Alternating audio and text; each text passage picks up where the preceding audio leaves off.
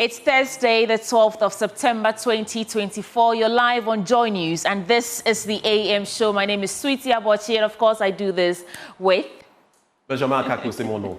It's a pleasure having you, hosting you this morning. In ancient days, this would have been Thor's day, the day of the god of thunder, and it happens to be my day. So I get very excited on Thursdays as a proud yam of the land. But what can you expect on the show this morning? The news followed by the news review.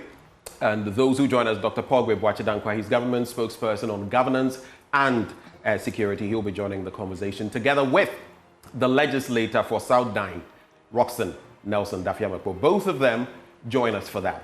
Then sports with Haruna Mubarak will be coming your way. One thing on my mind, how did we get here? We can no longer play in Ghana. Now we have to find venues in the Ivory Coast, Cote d'Ivoire, and Nigeria. How did we get here? If you didn't know, that's in respect of the state of our pitches. For which reason? For the qualifiers, we can't play in Ghana. Sad story. But from there, we get into our big story, sweetie. Yes, for our big story this morning, you know, all arms against government as Labour criticizes government's response against what they describe as genocide and demand immediate action. Where do we go from here? We'll probe the issues and bring you other conversations. Benjamin, what else do we have coming this morning? Well, I don't know how much you know about the National Strategy for Public Sector Reform. We'll tell you more about it later on the show as we dig into that very salient matter. And as always, as Sweeta will tell you, we'd love to hear from you. So stick and stay, shoot us a message, and if we activate the phone lines today, be one of those to give us a call. On that note, welcome aboard, folks. Let's get into the AM news now. I'll be serving you that, and you want to stay with us from now to 10 a.m. because it's a lot coming your way that resonates with you. This is the AM show.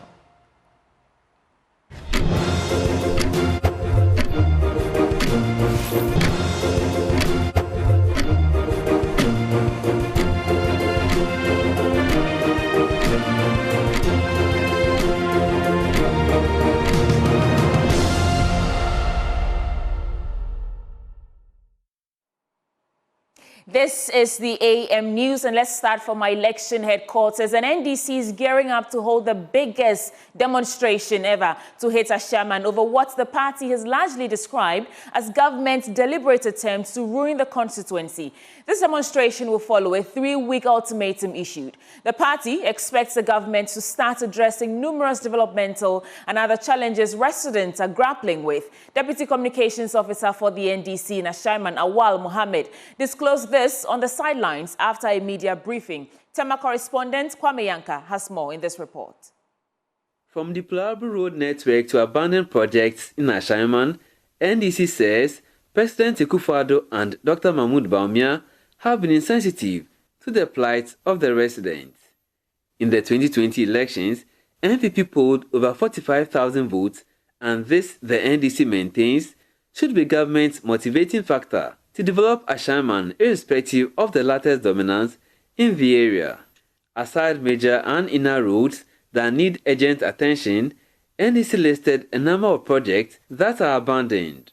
These include a 600-seater auditorium and library gate fund project at Asiman Senior High School initiated under John Mahama, a story block at Blessed Clementina and Presby Park, an E-block project, conversion of classroom block to a girls' hostel at Asiman Senior High School, among others. Awal Mohammed is Deputy Communications Officer for NDC. Our rules has been in a deplorable state for some time now. We demonstrated last year calling on the government to take serious actions regarding this road issue. Up to date, it's almost 1 year now, nothing has been done. And the people in the constituencies are crying day in, day out about the nature of our rules. That's basically one of them. And secondly, our drainage system is very bad. The sanitation also is very bad. You can go around and do your checks. The sanitation is very bad. Bad odor. The roads are dusty.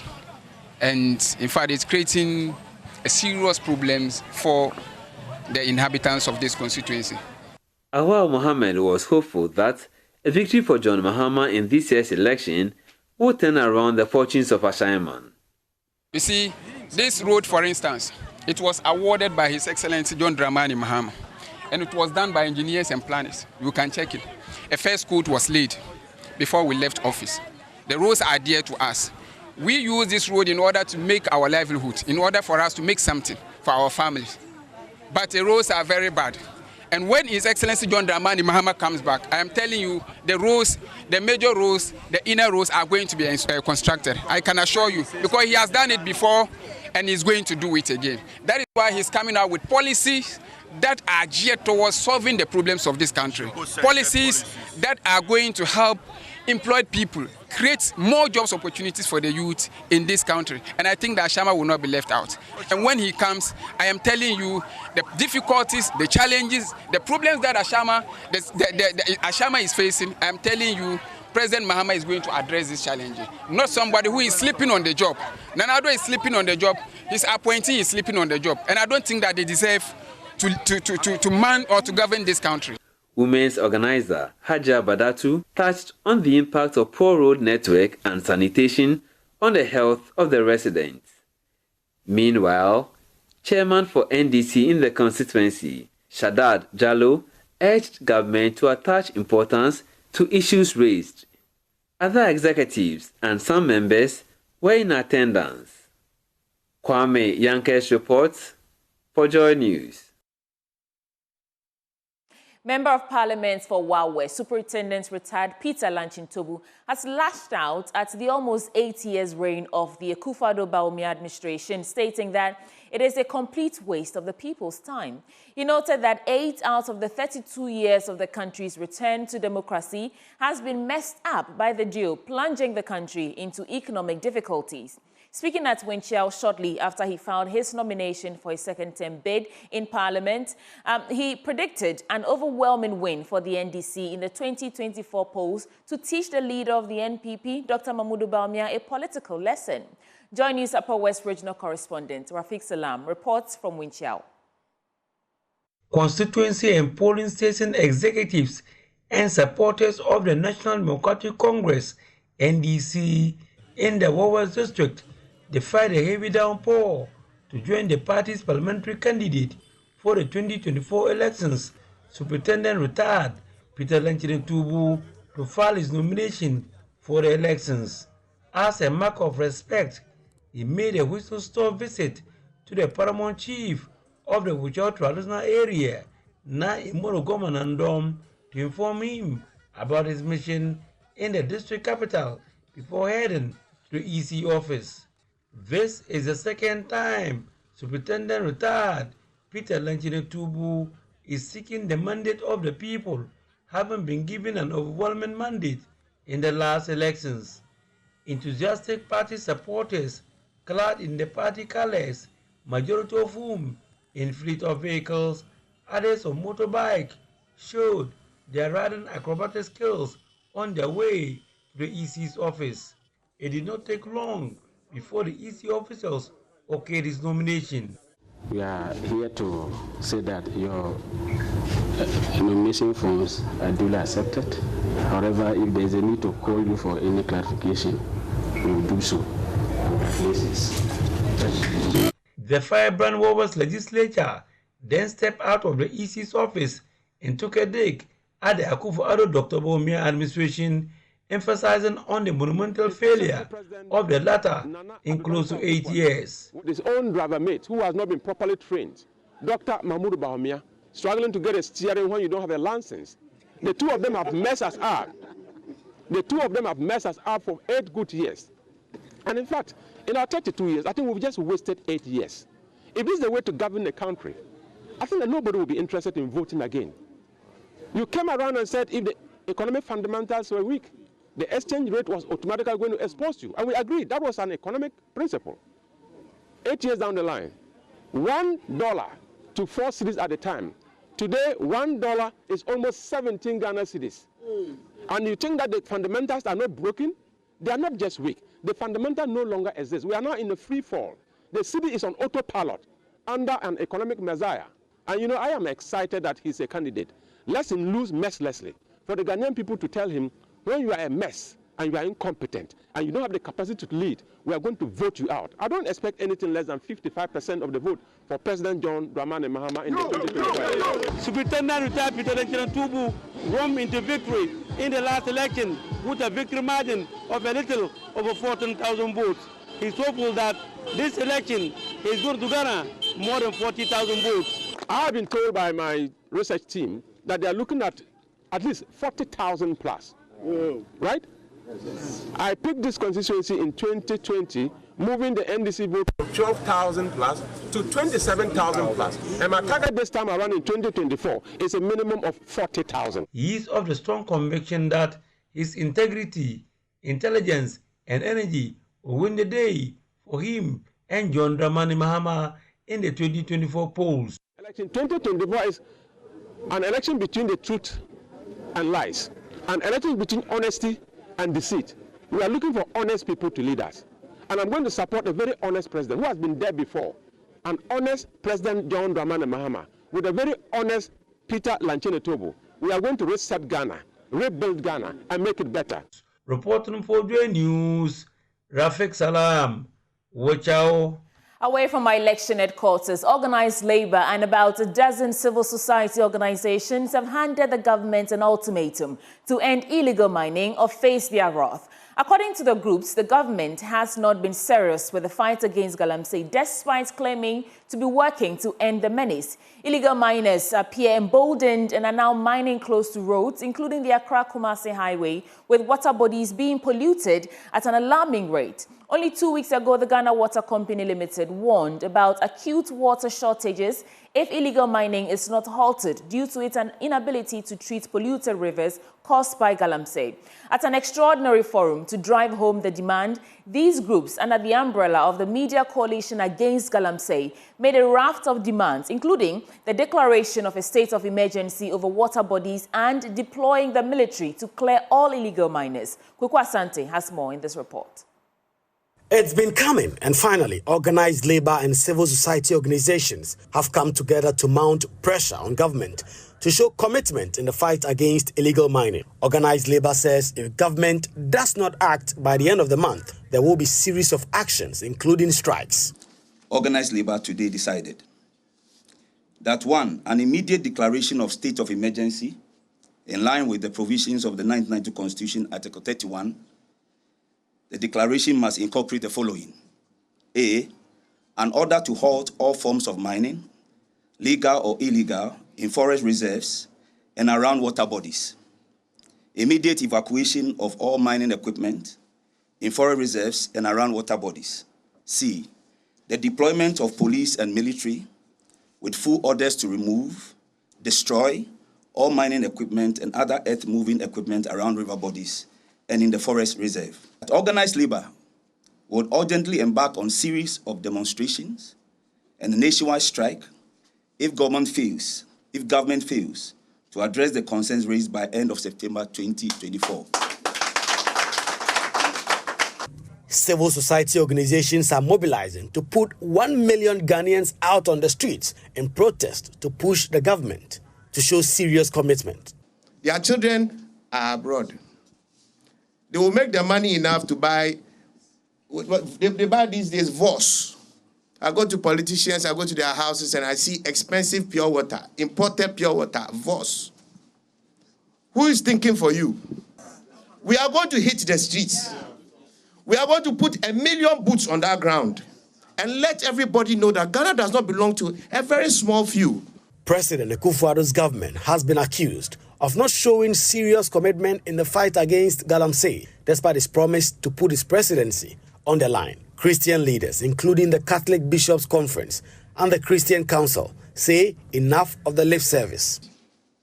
Corruption, complicity of political leaders, some chiefs, and the lack of political will have further exacerbated the problem. We demand that any individual, security service personnel, politician, or chief found to be working towards the fight against illegal mining should be made to face the full rigors of the law. This civil society movement is being led by the Media Coalition Against Galamsey, which has outlined a number of demands. The president must declare a state of emergency over our water bodies and get the military to clear everyone found on the water bodies. Permits given to mine in protected globally significant biodiversity areas, GSBAs, must also be abrogated. 4. Repeal LI 2462 immediately, challenging the president to prove us that addressing Galamsey with the urgency it deserves now as a national crisis is of utmost priority over winning the next elections. The National Commission for Civic Education has joined growing calls for a total ban on Galamsey.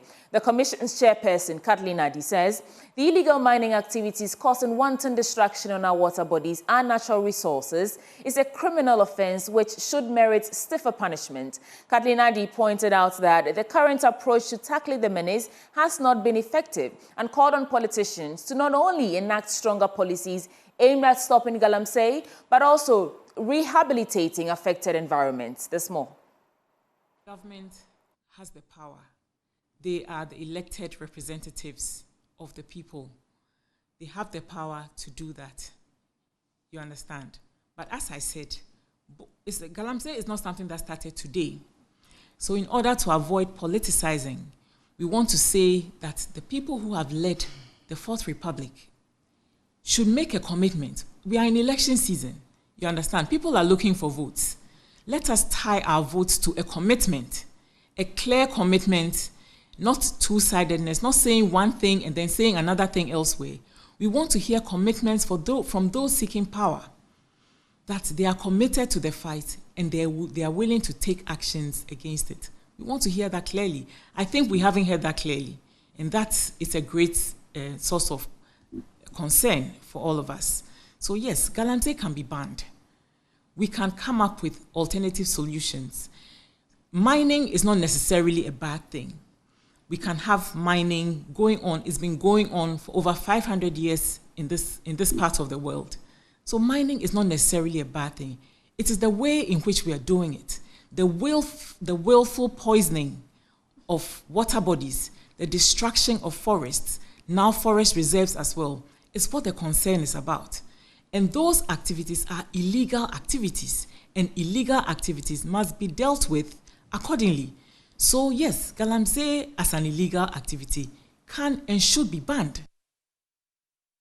In a historic moment for the legal profession in Ghana, Efua Gate has been elected as the first female president of the Ghana Bar Association. The election in Kumasi saw Ms. Gate emerge victorious over her opponent, Kojo Jakpasu. She won the election with a convincing margin, securing 1,208 votes as against her opponent's 1,060 votes. After two failed attempts to lead the GBA, the immediate past chair of the Greater Accra branch of the association has been given the nod to lead the legal profession. Nana Bwachi Adom has more.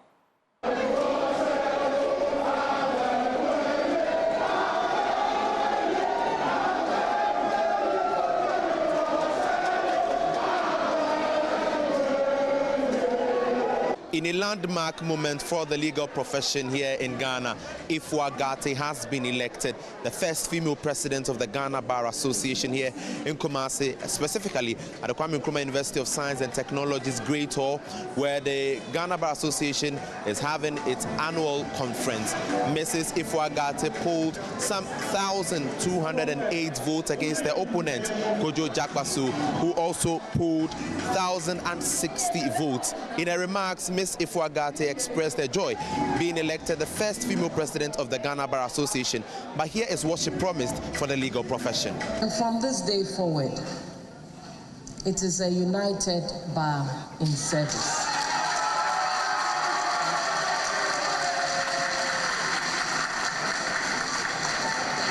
No divisions, no factions, it is over.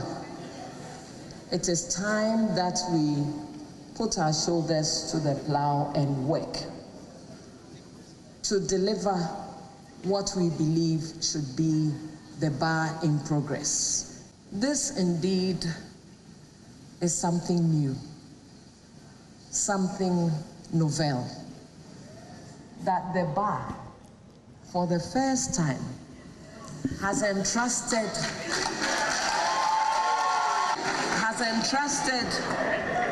leadership to the ladies. And I know that with God's help, we shall make you proud. We shall serve you with all our ability. And we shall make sure that you will never, never regret this choice. Well, people do say that the Ghana Bar Association has been politicized. Is that the case? The Deputy Attorney General, Alfred Tuyaibwa, says that the Ghana Bar Association remains independent. Here is what he had to say to the newly elected president of the GBA, Ms. Ifua Gatti. I think that such remarks have no basis.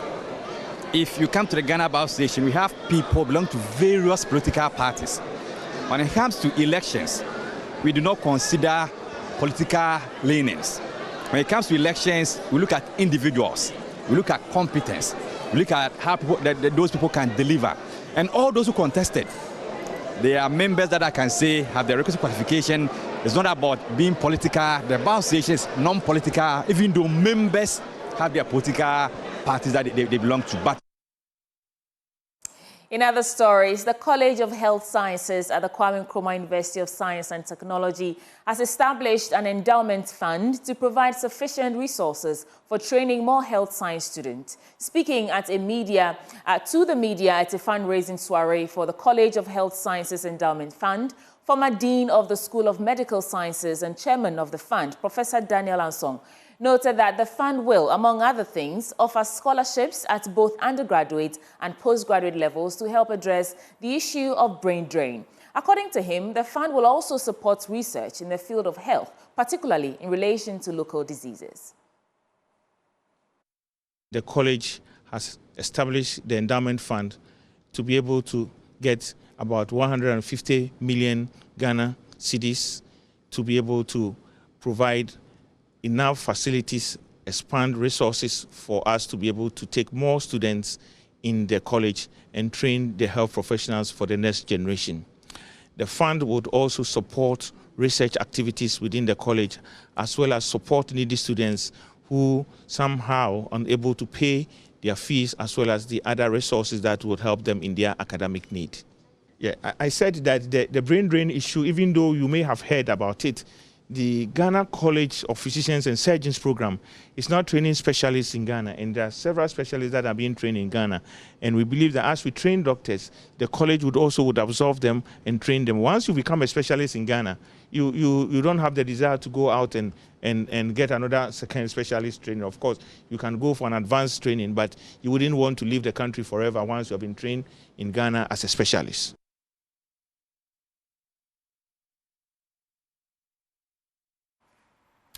Welcome on Business Updates. In our first story, Economist Professor Peter Quarter is predicting a boost in cocoa production in the coming months following the 45% increment in the producer price of cocoa for the 2024-2025 crop season. According to him, the increased farm gate price will enable farmers to invest more in their cocoa farms to boost their yields. I mentioned certainly farmers will get some extra resources to invest more in their cocoa farms. They can spray their cocoa farms, they can till the land properly and ensure that cocoa production increases. Otherwise, they may be compelled. Some can lure them with more funds to give their lands for illegal mining, or it will lure them to export or smuggle the cocoa outside the country. So I think this certainly would go a long way to increase production. But to some extent, because if we don't check illegal mining, we don't check galamsey, which is destroying the land, we might not witness the benefit we expect from this price increase. Now, the Chief Executive Officer of Unila Ghana Limited, Chris Wolf Caesar, has bemoaned the high cost of living standards in the country, describing it as challenging for businesses and end users. According to him, although business sentiments have improved over the 3 quarters of 2024, the current macroeconomic indices pose a genuine challenge to both businesses and consumers. Speaking at the 64th Annual General Meeting of the Ghana Employers Association, he charged employers to be innovative in order to stay afloat. We are experiencing a very high costs environment, and inadvertently, our consumers and our customers. So even though all of us in here, probably about 200, 250, we're all business leaders, employers, but when we live here, we also have to use our little money to buy. We are all consumers and customers. So irrespective of where you sit, we have to think about that.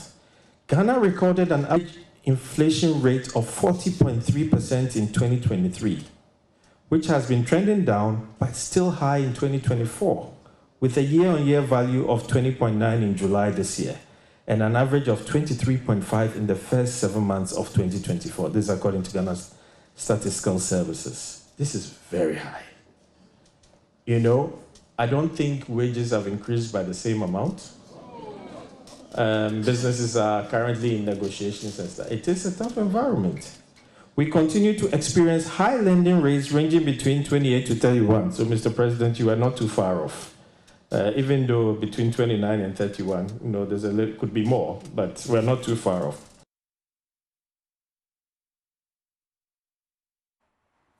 And those are our updates for you this morning as far as business is concerned. We'll be back to cap off the news.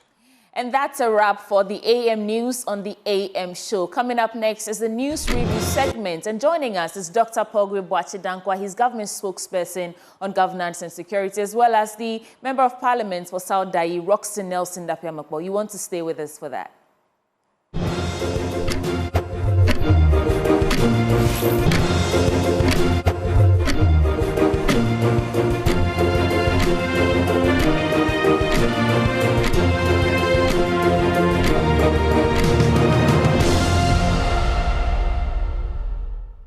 It's a pleasure to have you join us for the News Review segment. Of course, you know my name is Cynthia Mamle, and I'm hosting this with Benjamin Akakpo. We're all looking, you know, on air. Yeah. Your thing kind of looks a bit blue, but it's as dark What? as, yeah, slightly like navy. Yeah. But it looks pretty dark from here. The camera keeps tricking. Don't be the deceived. eye. It's a pleasure having you. We have one of our guests, and we'll be joined by the other one shortly. But in the studio, Dr. Pogwe Boachidankwa. He is government spokesperson on governance and security. He joins the conversation. Pogwe, good morning. Good morning, Benjamin, and it's good to be here. It's good to have you. Yeah, it's been a while. It has. Thank you for having me. Sweetie Abochi. What have you been up to? Well, retreats, preparing for the next phase. Right. You're aware that it's election season. This morning, I feel flanked in like a presidential debate. Because we'll be hitting you from both sides. The debate that the NDC is trying to run away from, but America has already done theirs. I'm sure that we should be able to have ours very soon.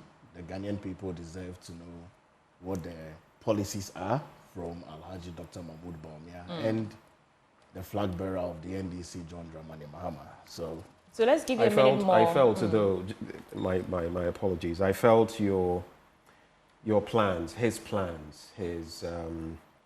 transformative plans, as has been put out, were encapsulated in your manifesto, just as the NDC's as well. I am all for debates. I've always been very passionate about debates, but I keep saying it's not different strokes for different folks. The same vice president, how many years ago, on 2 occasions, when they were invited for debates, he said, oh, people should go and debate the KIA, they should go and debate the nurses, they should go and debate. I mean, the last time you came here, the last time I remember hosting you, you were talking of buying tomatoes at dawn, 4 a.m. at how much? I don't know whether the rhetoric has changed, but now, if you want to go the way of a debate, I didn't bring it up, since you have brought it up. Does it make any political, you tell people to go and debate KIA and nurses and the rest. Now, when you are backed into a corner, as the analysts say, then you want a debate. I think a debate is fair and square, but no one is compelled to debate. Well, I feel that would have moved ahead.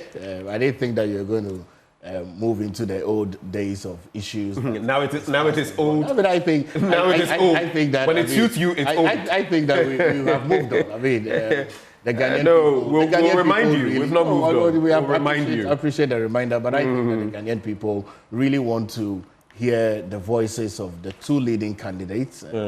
You are aware that both of them are beginning to file. We have already filed nominations at the EC. Other political parties are doing that. Parliamentary candidates are doing that.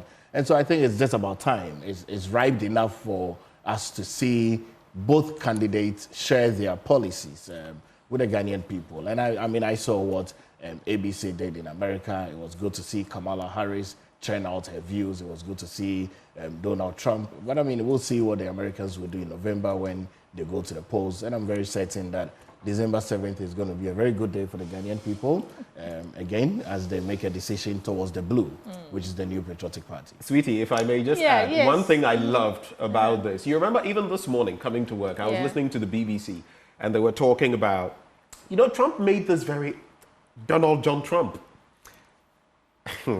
Sometimes I have to bite my tongue. Yeah. Not even immigration. What? Talking about Haitians in Springfield eating pets. Yeah.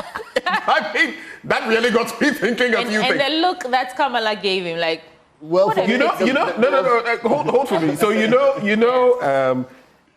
it's been debunked by the police in Springfield and local authorities. Basically, the Haitians are up in arms. They are very upset. You know, America has quite a Caribbean constituency as well. So when I don't know this debate thing, but what I was trying to point to is that in the course of the debate, if you would notice, I think Trump was fact-checked about 5 times. And later he would complain when he went to the Situation Room and all that, oh, they didn't fact-check Kamala. They did fact-check Kamala, but not as many times. It's because the guy was. So I'm hoping that if there's any debate, regardless of who is in there, that they will be fact-checking the things people are saying. Because there are a lot of untruths that are being bandied around. That there will be a system to fact-check people on the spot, not later, on the spot, to check whether what they are saying is factual or not. I just hope that the flag bearers don't take this away from us. I'm actually just looking forward to the opportunity to put them all on the same platform, and then we have the vice president, running mate also as well. You know, let's get into their minds and see what it is they really have to offer. But let's get into the newspapers. Pogrev, I mean, the course of the conversation, you get to tell us exactly what's on your mind. We spent a lot of time already, so let's get into it. I'll start with the Ghanaian Times newspaper. On the front page, government orders action against Galamsey, pushes regional ministers, RegSecs, to intensify enforcement efforts nationwide. Organized Labor Association, CSOs, join call to combat illegal mining. That was a big one. Yesterday, we brought it to you live. And some of the reports were in the bulletin this morning. Support government to build resilient economy, maintain peace ahead of December polls, according to the Labour Minister. Alan, 2 others filed nominations to contest December 7 presidential polls. And I want to start with illegal mining. Of course, it's the biggest story in the country and the devastation that it's causing on our water bodies. That story is on page 3. Let's get into, no, that story is not, it's on page 11 rather. Let's get into it. And you read, so the government has directed regional ministers and their respective regional security councils to intensify enforcement actions to contain incidents of illegal small-scale mining within their respective jurisdiction. Additionally, the Minerals Commission is to enhance reformative efforts, particularly through ramping up of responsible and legal community mining schemes to preserve the environment and the landscape. The question is that what we're asking for? Are we asking for enforcement of already existing regulations, or are we asking that you halt all forms of small-scale and illegal mining so that we can actually deal with the situation head-on? Dr. Pogre Boachidankwa, you speak for the government. Is there a gap between what we're asking the government to do and what they're saying that they're doing to solve the problem? Well, so sweetie, illegal mining is definitely a threat to democracy. It's definitely a war that I have seen that President Nana Danko Akufo-Addo has been very consistent over the years in government's desire to fight against the menace of illegal mining. We have been very clear in our mind. We have had a lot more stakeholder engagement with the chiefs. We have sought to move people away from mining on water bodies. We have sought to bring in responsible mining. We have sought to bring in the alternative livelihood program for people that work within the mining environment. We have sought to also bring people to book in terms of those that are continually perpetuating the acts of illegality. Yes, the problem persists. Absolutely. And so my proposed solutions, I mean, and I've shared this on various platforms, is that almost immediately government should be able to, beyond asking the regional ministers and RESEC to get into the fields and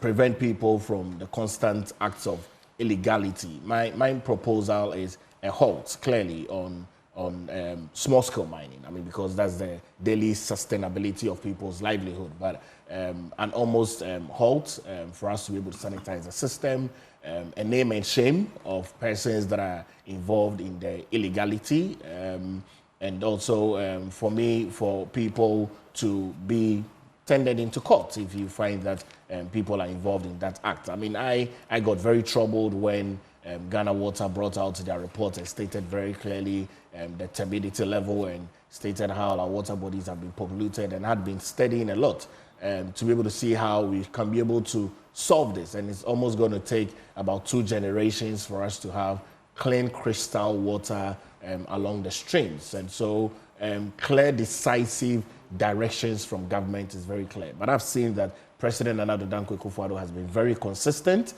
over the years from 2017 till date to ensure that illegal mining become a thing of the past. Is there a reasonable chance that, sorry Ben, is there a reasonable chance that the president will heed the call of all these trade unions, civil society organizations, Ghana Medical Association, to actually put a ban on small-scale mining activities, not just directing the REGSECs and regional ministers to clamp down on the sites, but is there a reasonable chance that the president Nana Akufo-Addo will declare state of emergency on this situation? I don't think that we have gotten to a state of declaring a state of emergency, and I've heard people call for that. I think that the onus of the mandate of government is to try to solve this issue, because it's a big menace. And in solving the issue, it's not just about declaring a state of emergency, but it's ensuring that every single attention is being driven towards the acts of illegality and the acts of illegal mining, which is why I've stated very clearly that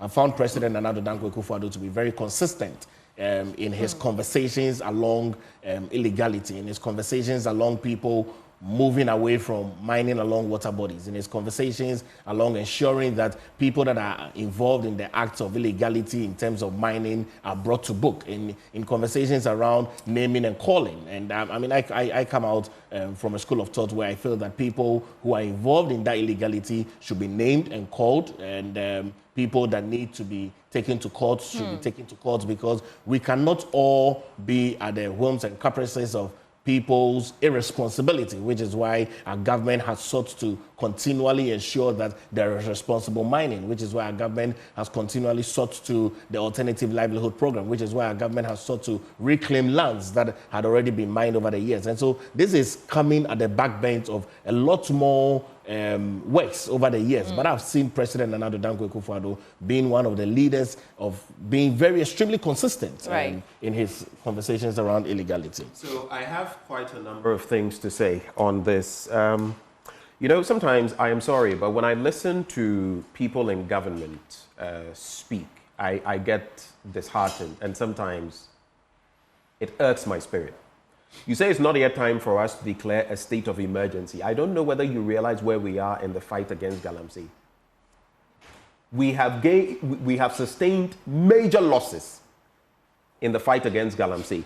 Turbidity levels are higher than they've ever been.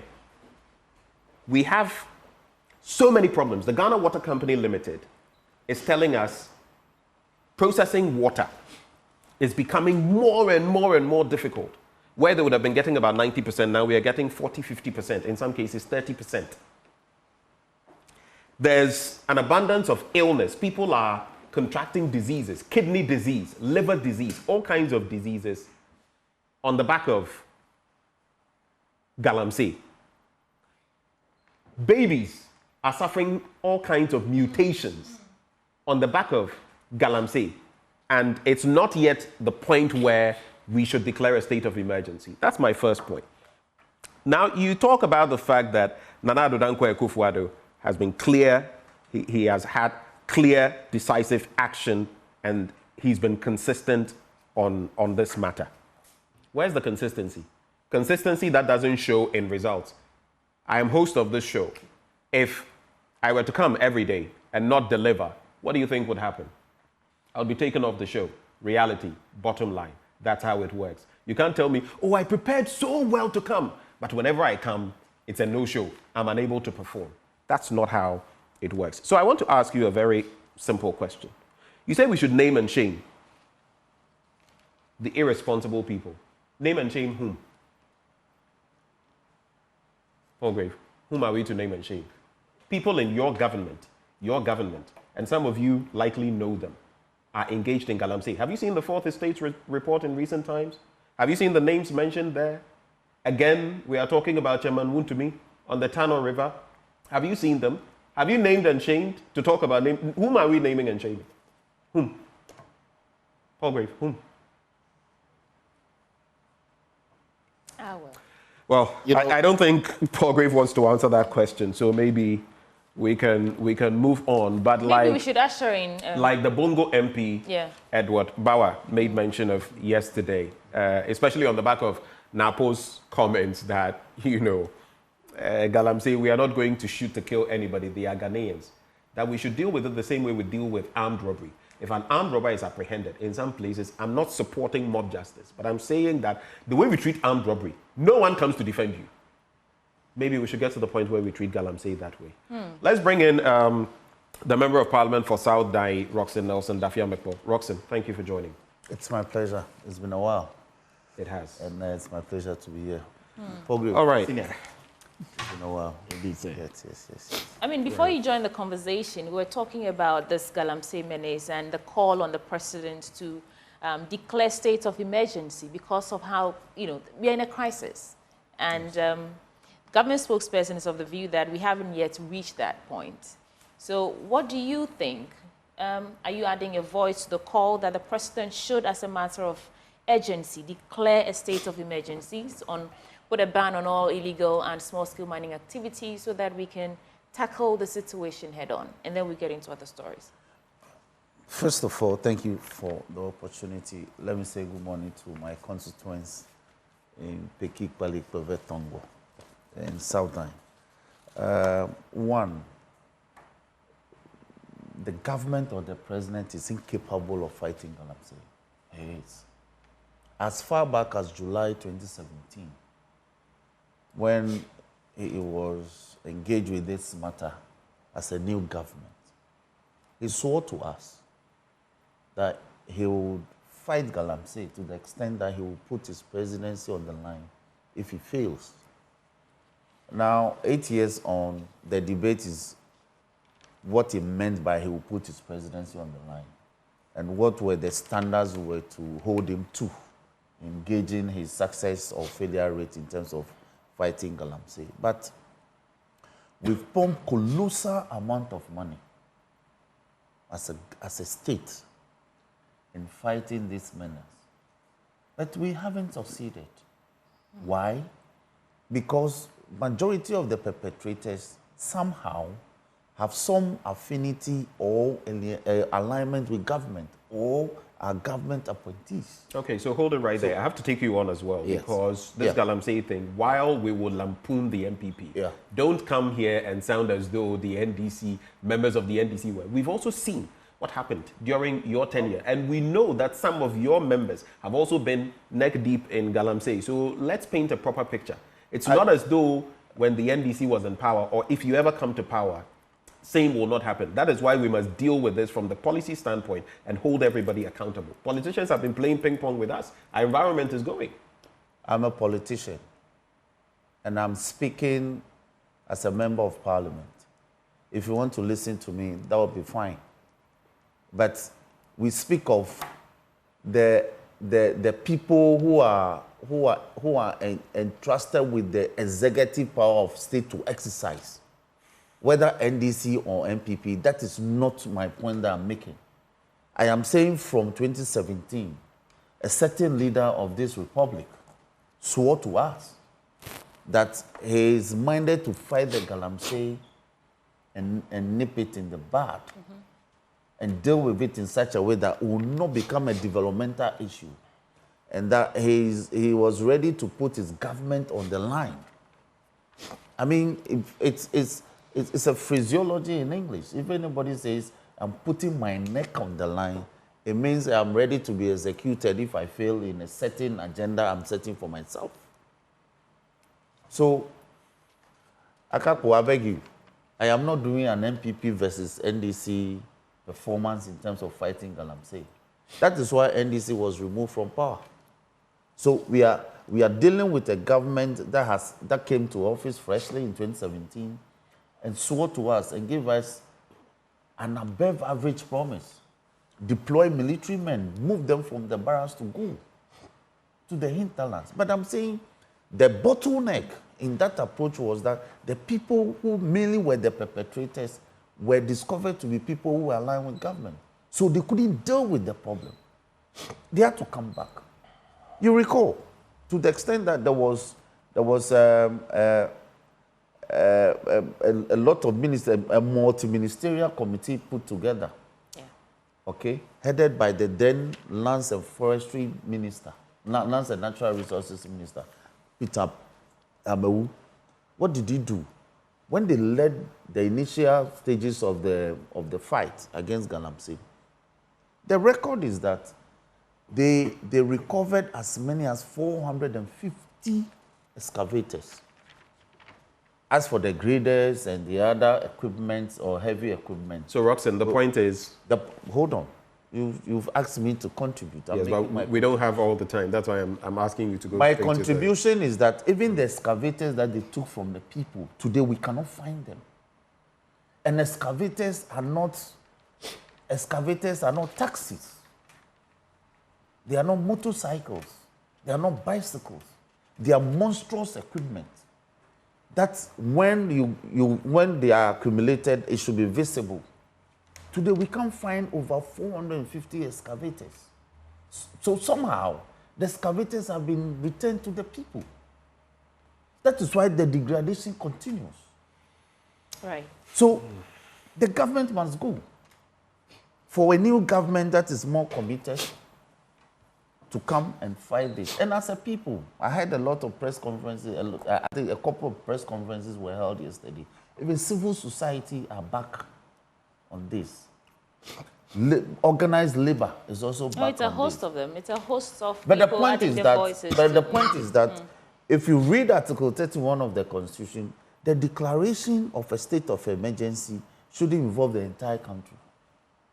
The Constitution enjoins the president to declare a state of emergency in an area where he thinks that the security of the state is threatened.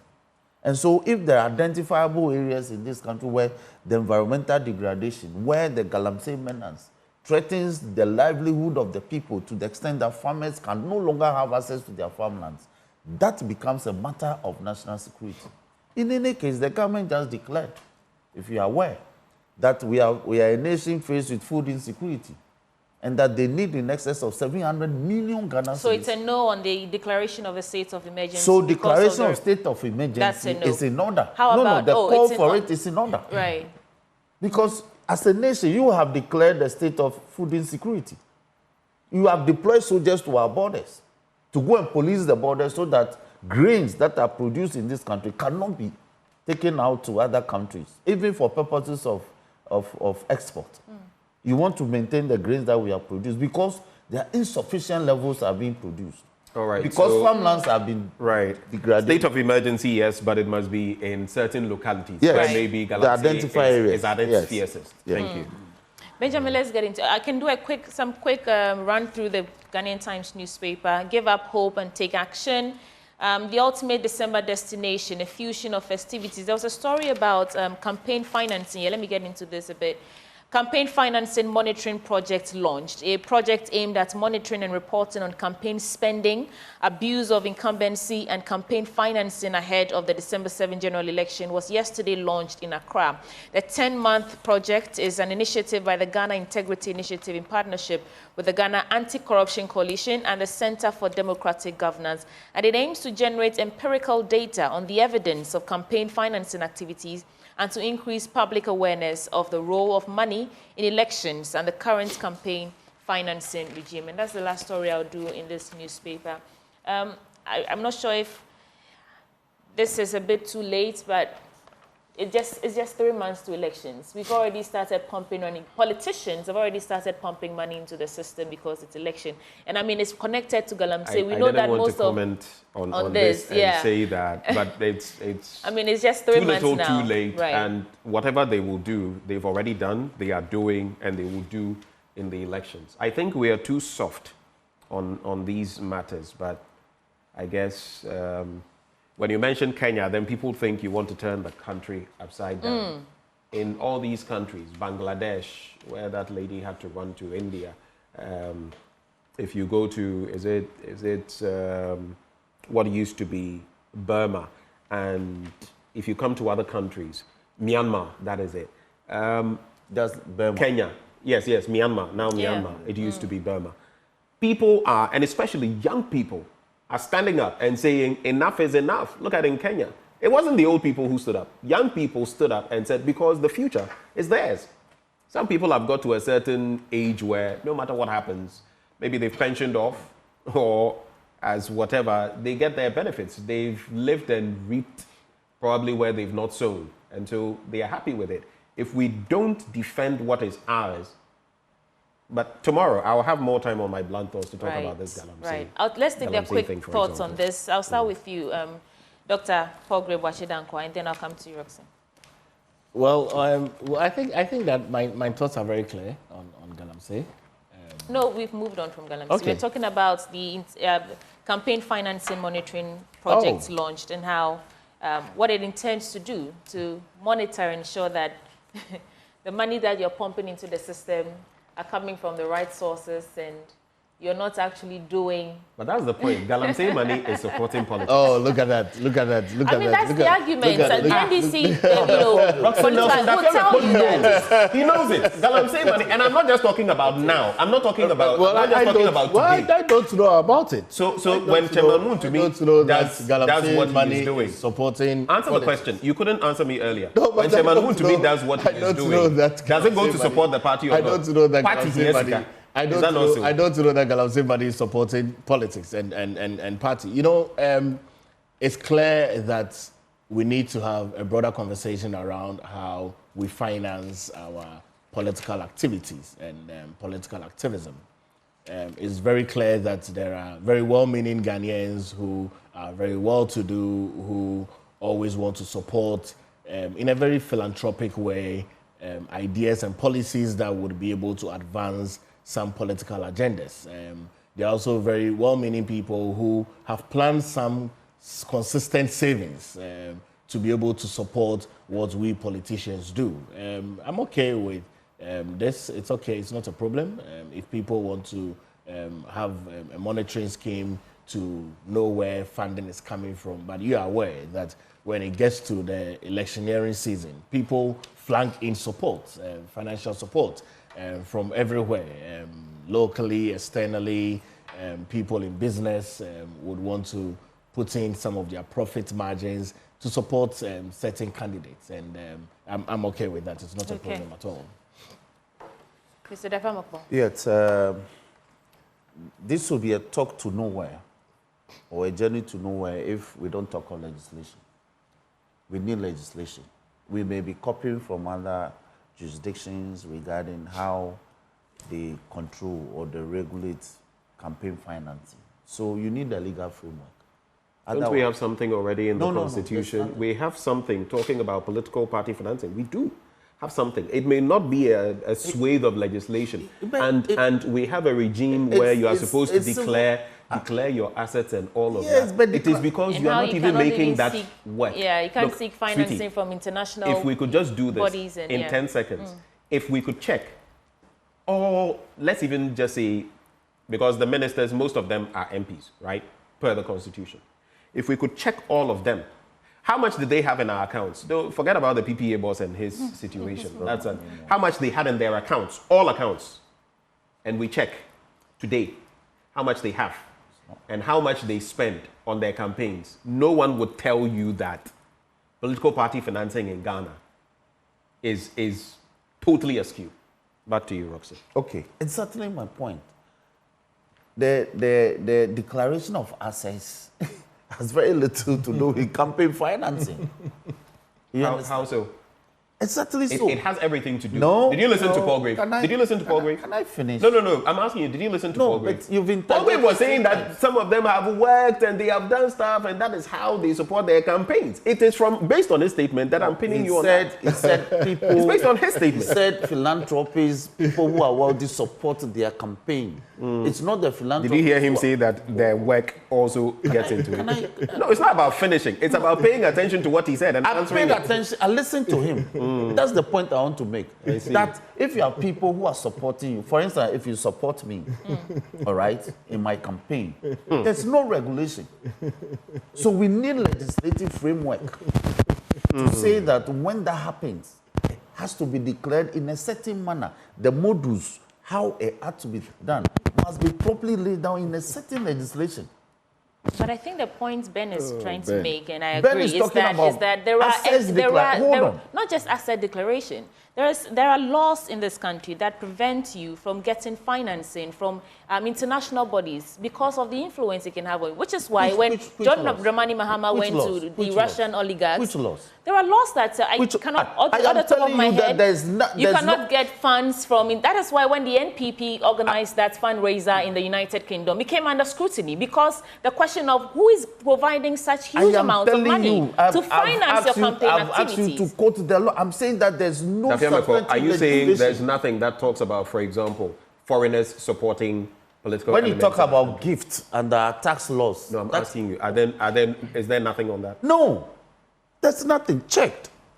There's no legislation on political campaign financing.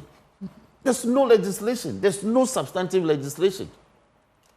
So that is where we are. So we all need... You mean there's no legislation or there's no substantive? There's no substantive legislation. Exactly. Don't tell me there's no legislation. There's nothing. But if there's no substantive legislation on political campaign financing, how are you going to check that? So we need the legal framework, first of all, in place. Then, otherwise, if you talk about tax, which is a gift tax, when somebody receives a gift in the form of a donation, yes, tax people are supposed to check that. But how do you declare that if the person doesn't file it? So there's a need for a substantive legislation on campaign financing, so that when it is the campaign season, there are regulatory frameworks that must guide you in how your campaign is financed. When somebody donates 10,000 T-shirts to me or 1,000 T-shirts to me, there's no legislation that should declare that. You understand my point? But that is the financing. That is how it comes. When somebody gives me his speaker to brand, to use for the rest of the campaign, that is financing. The person has brought a material donation to support the campaign. That is financing. There's no legislation that says that should be declared in a certain manner. I will get back to what I'm referring to, but at least I've seen something that I want us, at least for policy moving forward, we can look at. For policy moving forward. I'll get back to the other one I was pointing to. July 1st, 2017. But who will define the policy if government hasn't come up with... I'm telling you that there are things to look at. July 1st, 2017, H. Kwesi Prempeh and Stephen Kweku Asare, Professor Asare. Yes. The Ghana political parties financing policy. Yes. They had this discussion, financial transparency and accountability. I have the document. I just saw this. I will share it. That is no law. That's the Roxanne, are you listening to me? I'm listening. We are insisting if you listen, there's no law. That's the thing. So if somebody breaches that policy, it is a journey to nowhere. It's not a policy that is bound on any person. Are you going to listen now? Okay, hold on a second. Just hold for me. I started by saying that I will go back to what I was referencing. But this that even if you are talking about policy moving forward, this can be a source. That is what I'm saying. If you don't, you know, I will share it with both of you. How are you bound by? I will share it with both of you because we've done some work. And you can. It's something that this is for the Ghana political parties financing policy, right? And just before I get to the actual bit where I want to read to you, it says the provision governing political party financing in Ghana are contained in Chapter 7 of the 1992 Constitution, Article 55, and the Political Parties Act, Act 574. The following are the key features of the legal regime for political party financing in Ghana, and I'll just pick on two. One, private financing. Only a Ghanaian citizen may make a contribution or donation to a political party registered in Ghana. Let me skip to the part where it says, political parties shall be required by law to declare to the public their revenues and assets and the sources of those revenues and assets. Let me again skip to the part where it says, and I'll share this with you as well. This is in the Constitution. So the argument is as for Chapter 7. That was what I was going to get. So, but I said that these ones, if they are saying there are no policies. So let's settle that there are laws if you are saying there on are how no you get your money to finance your campaign. Okay, great. So let's move on to your paper then. No, let's do Roxanne's paper. Then we'll do Paul Grave, and mine will be last. Okay. Roxanne, which paper? You have a paper in front of you. Take us through your Oh, by the way, I've shared that document with both of you, so we'll have moving forward, it's something you can look at. We'll look at. I'm new on the show, so is this the new format? So just tell us the stories on the front page. Oh, I see. Pick one that is piques your interest, and then we get into it. Okay, this is the New Republic newspaper. It has the motto revealing the bloodlines. Now, the headline is TUC joins anti-Galamsey crusade, threatens nationwide strike. And the viewers, you will note that yesterday TUC held a very major press conference and threatened to go on nationwide strike if the issue of Galamsey is not tackled as a matter of urgency by government. And so the editorial features, the editorial focuses on that press conference yesterday. Actually, on NDC? It says the crisis of Galamsey in Ghana and the inept MPP government's approach in tackling that. Then there's another story, of course, which focuses on my chairman submitting the presidential nominations. Calls for voter registration audits. And this is such a major story because our point is very clear that the provisional voters register as it is populated with multiple names. It's fraught with persons whose names have been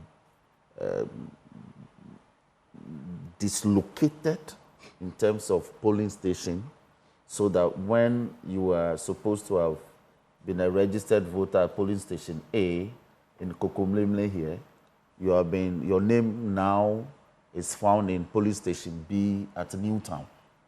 And so on voting day, if you're not careful, you may have to, you come to Kokomlemle, join the queue, only to discover that your name is not at your original polling station. So all these anomalies can only be rectified by a forensic audit. And that is what we did at our head office and discovered it. So we are calling on the Electoral Commission to initiate that as a matter of urgency as part of the audit of the voters register. So, right, let me just chip in something. How do you respond to critics who say that the former president's inability to file his nomination himself, in a way, is it's a form of disrespect to the Electoral Commission? I saw comments on social media where people say, why didn't he come himself? How do you respond to that? I think what was the challenge, though? I think apart from 2016, as a parliamentary candidate, I never filed my nominations myself. Right. And it's no disrespect at all. Okay. In fact, for the chairman of the political party and the national officers to take charge and file the nomination on behalf of our flag bearer, it's of a much higher respect than to say that the flag bearer himself should walk there and file it. Okay. I've seen, in the past, the MPP chairman file nominations on behalf of the sitting president. Yeah. I think during the 2020 election. I mean, this is a no. It's a no point because I don't know those who are saying it. I mean, I've seen that's why I've kept quiet. Yeah, what is important is that people have done this in the been past. I don't see how. It's a no argument. It's no debate at all. So don't waste Joy's. It's always good to see. Let's get into your paper. It's always good. But maybe before we get there, there's a story on the front page. No, I just want to take the caption about our stadia not being fit, and CAF now saying that we have to look for other stadia, most likely closest Nigeria or Cote d'Ivoire. And I think it's a big shame. I don't recall ever. Me. I always say that I'm not a repository of all knowledge. So if anyone recalls, tell me. I don't recall an instance where we've got to this point where we can't use our own stadia. And like maybe a Niger that has issues, political war issues among others, we have to go to another country. Like the last match, Niger and Ghana had to play in Morocco. Yeah. Where we have to leave Ghana, at great cost, our stadia, and go to another country to play. In any other jurisdiction, probably the sports minister, we know what would have happened. Yes. And let me add that this is a government that 2 months ago in Parliament, they told us that they built more stadia than any other government in the history of this country. Yeah. And yet, Paul Grave, as we speak, we don't have a single pitch fit enough for CAF accreditation for our international matches to be played. So where are the stadia you said you have built more than any other country, any other government in our history? This has come to me as a surprise. Yes, I'm also surprised. The University of Ghana Sports Stadium. Yes. Ohenijan Sports Stadium, Cape Coast, Takrade. I mean, we have a lot of stadiums, but we would need to look into it very well. Ohenijan has a problem. Yes, I'm told. You are aware. The pitch has a problem. We were there recently. The pitch is as bad as the Babayara one. Yeah. But if you speak of the Legon one, I agree with you. It's fairly new. I think it was recently. There are standards. But the standards and the capacity. And the Legon one. You understand? The capacity. It's a mini stadium. It's a university-sized pitch. Okay. So with this is... It's okay. I haven't seen this. It's come as such an embarrassment. Okay, gentlemen, and the consequence is that we'll be playing our international matches at greater cost. It's come as it costs. So let me go into my papers.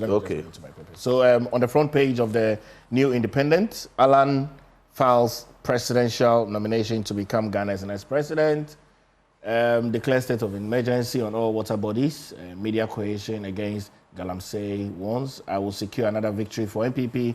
Lydia Sarah Hassan is very confident. Police approved NDC's September 17th protest against the EC.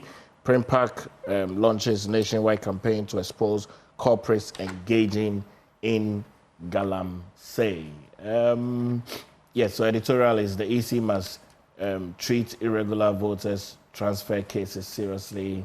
And I think that most of the major issues have been tackled upon. But maybe I'll just take the police approves NDC's September 17th demonstration. The Ghana Police Service has approved the Opposition National Democratic Congress planned demonstration against the EC on Tuesday, 17th September. The General Secretary of the party, Fifi Fiave Kwete, revealed this in an address to the media at the EC headquarters after a meeting between the leadership of the party and the Accra Regional Police Command. Mr. Kwete said that the Regional Police Command agreed with all the proposed routes for the demonstration, and he noted that the party sought confirmation of the exact starting point and end point of the demonstration, which was agreed upon. Well, I think that it's okay.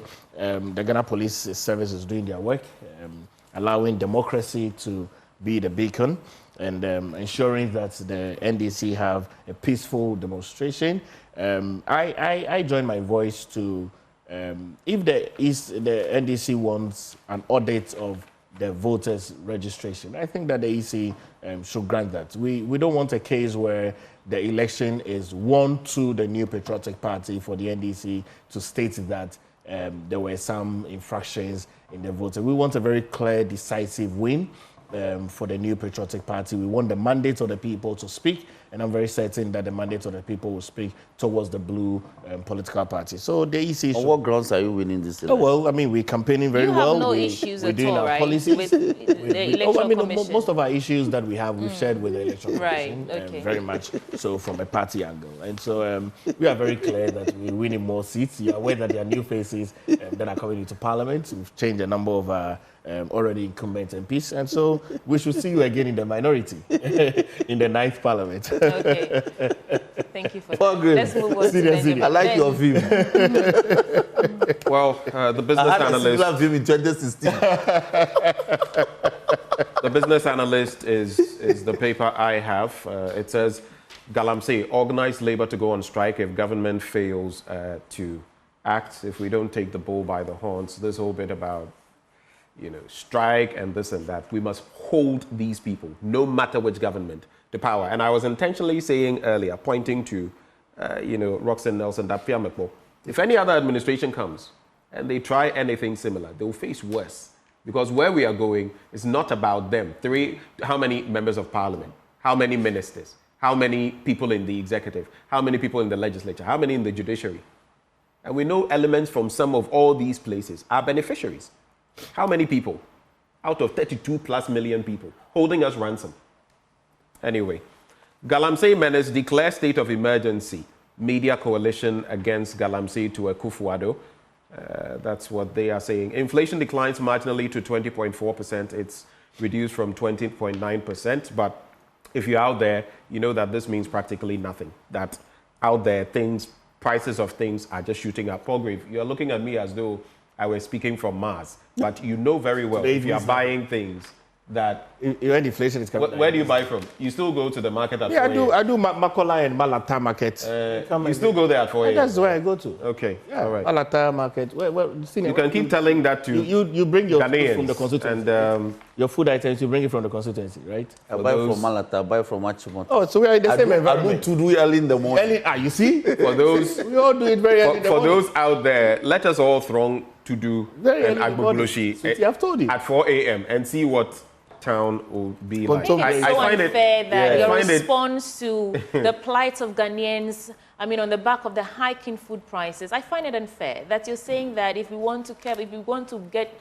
goods at cheaper prices, we should wake up at dawn and go to the market. It's not even just about foodstuffs, It's very unfair. Go to have? any other place. Buy electricals. How much are you buying a cable Take me, for example. If you're building a house, I leave my home at 4:30. What time do I have to go to the market? I can't get to the market at 3 a.m. and get back in time so that I can get ready for the work that I do. Paul Grave, it's not fair. Sweetie, save your breath. In the end, Ghanaians will have to, decide on these things. I feel, for me, let Ghanaians decide. Government spends less records, lower than targeted revenue. When was the last time you had inflation? When was the last time you had... Hold on. You've asked me something. When was the last time you had inflation at 20%?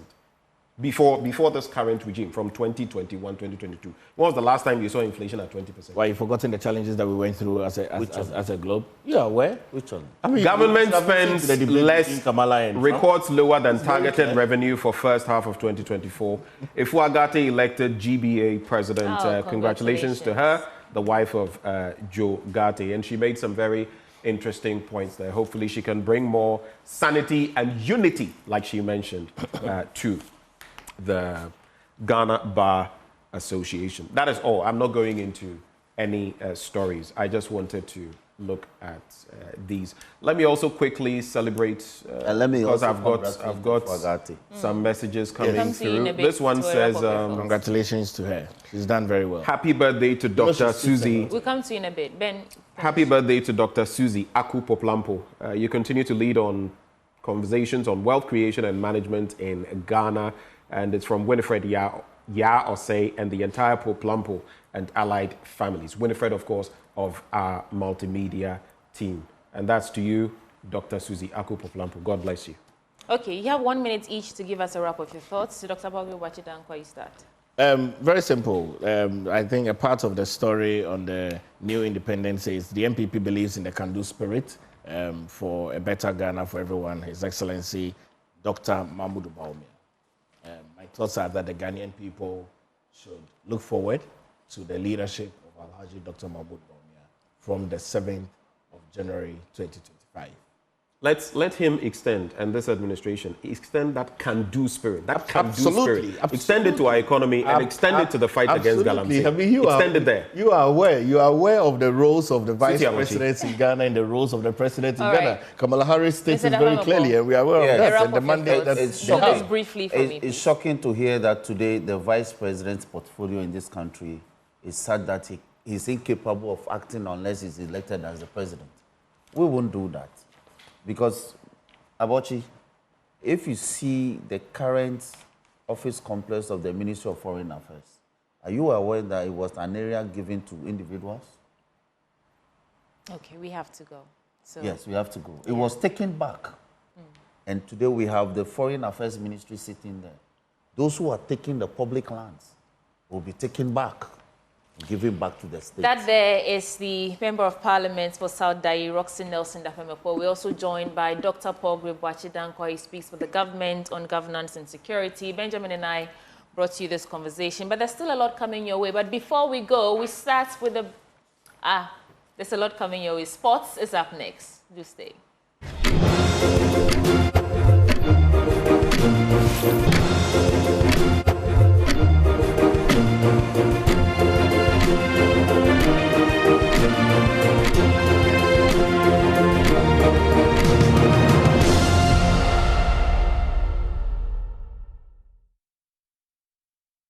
Let's do sports now on the AM show. My name is Haruna Mubarak. We start with the Black Stars, who are likely to play their upcoming AFCON qualifying match in Nigeria, Togo, or Ivory Coast, following the ban on the Baba Yara Sports Stadium by CAF.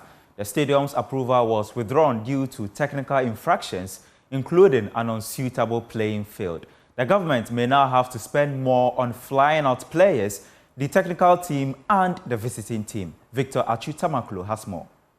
The Ghana Football Association will inform CAF of where it intends to host the Black Star game versus Sudan in the October 7 AFCON 2025 qualifying. That's because the Bavaria Sports Stadium is no longer available following CAF's decision to suspend that facility because it does not meet the required standards. To be honest, we've had it coming for a long time now. In 2022, CAF served notice of its intention to suspend the use of the Bavaria Sports Stadium as it did not meet licensing requirements. In that statement to the Ghana Football Association, CAF identified 19 structural issues that were wrong with the Bavaria Sports Stadium. They mentioned that the pitch conditions at the stadium were quite poor. They wanted better electronic access control systems for the stadium to be more disability friendly, a better media tribune, better media center, and a wide range of issues that numbered up to 19. That was 2 years ago. In the same month that CAF informed the Ghana Football Association of its decision and their assessment of that stadium, they banned 23 countries from hosting international matches on home soil. Most of these countries were forced to use Morocco as their adopted home to play their CAF or FIFA internationally sanctioned or FIFA sanctioned matches. The pitch and some of the relevant issues highlighted by CAF may be fixed before October 7. But the Black Stars of Ghana are still expected to serve the ban, as did the 23 countries who were sanctioned by CAF in February of 2022, and many have since then. I mean, you'll remember that the Black Stars of Ghana on Monday played in Morocco because Nigeria, just like Ghana now, were sanctioned for not meeting some of CAF's requirements. For now, though, the sports ministry has to find the money to cover the cost of air travel for the match contingents, pay per diems, winning bonuses in dollars because the game is no longer happening in Ghana.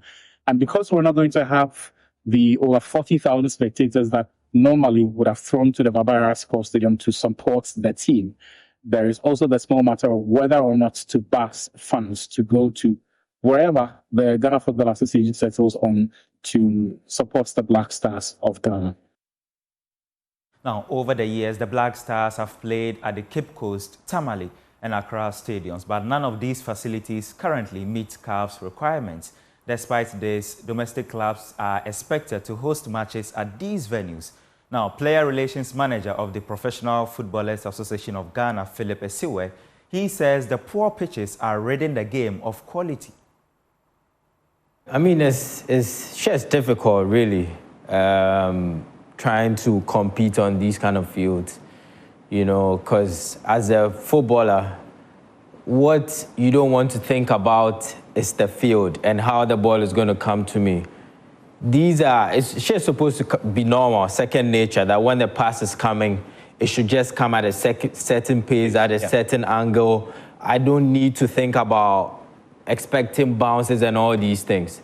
But our pitches, unfortunately, don't give us that kind of, you know, luxury. So a pass is coming in, you are worried about how you're going to receive the pass. Am I going to get a bounce or is something going to happen? And when the ball finally comes in, ideally you want to play a 1 touch, 2 touches. You're not getting that. You're probably taking 4 or 5 touches before, you know, you're able to put the ball under control and then you pass it. So you have maybe agents come in, you have people come in and then they tell you, your game is too slow. And the games are slow because of how the pitches are. And just like Laye indicated, maybe he wants his team to play fast. And there is a tactical reason for it. But the pitches basically throws away all the tactics, because if you're not in the position to play as fast as you want to play, then, you know, basically you're just going to probably balloon the ball. We have Thomas Partey, who is arguably one of the best one-touch footballers. You watch him in the EPL all the time. Ball comes in, he's like 2 or 3 plays ahead of the game. He touches, he moves it. But you watch the game on Thursday, and when the ball comes in, he's taking about 3 or 4 touches before he plays a pass. And ideally, the defenders are going to see the window and the gap is going to get closed. So you're ridding yourself of opportunities, you're ridding yourself of, you know, playing faster, and ultimately it affects the team going forward. And, you know, locally, you're playing in Daewoo, you're playing, you know, at Takwa back in the day, you're going to Doma, you're going to Bechim, all these pitches. You have players, you know, getting all sorts of injuries, rolling their ankles. People are, you know, having knee issues and all of that. Basically because of the kind of pitches that we play on. For more sports news, you can head on to myjoyonline.com. That's it for sports on the AM show. My name is Haruna Mubarak. Thanks for watching.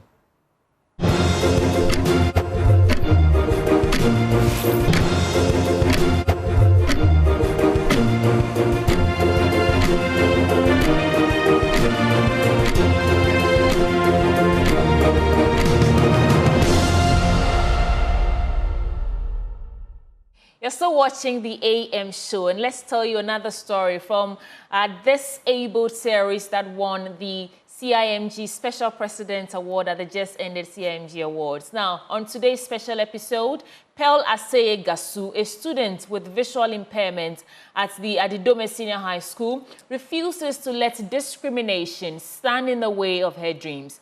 Despite facing harsh judgment and being told persons with visual impairment cannot lead, she remains focused on her goal of becoming a lawyer. The 19-year-old is determined to change the narrative, advocating for inclusion and equal opportunities for all. Of course, Emmanuel Jivenu is on that beat, and she tells us more in this Disabled series. Despite the strides made over the years to eliminate all forms of discrimination against persons living with disabilities, there is still a lot of work to be done. Majority of them don't understand our way of life.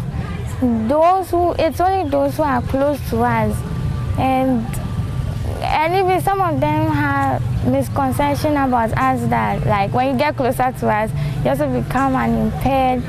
Some of them also like hate us naturally because of our situation. And some of them, I don't know, some of them think we are unuseful, so getting close to us is very difficult. But those close to us are seeing that we are not what their other colleagues think about us.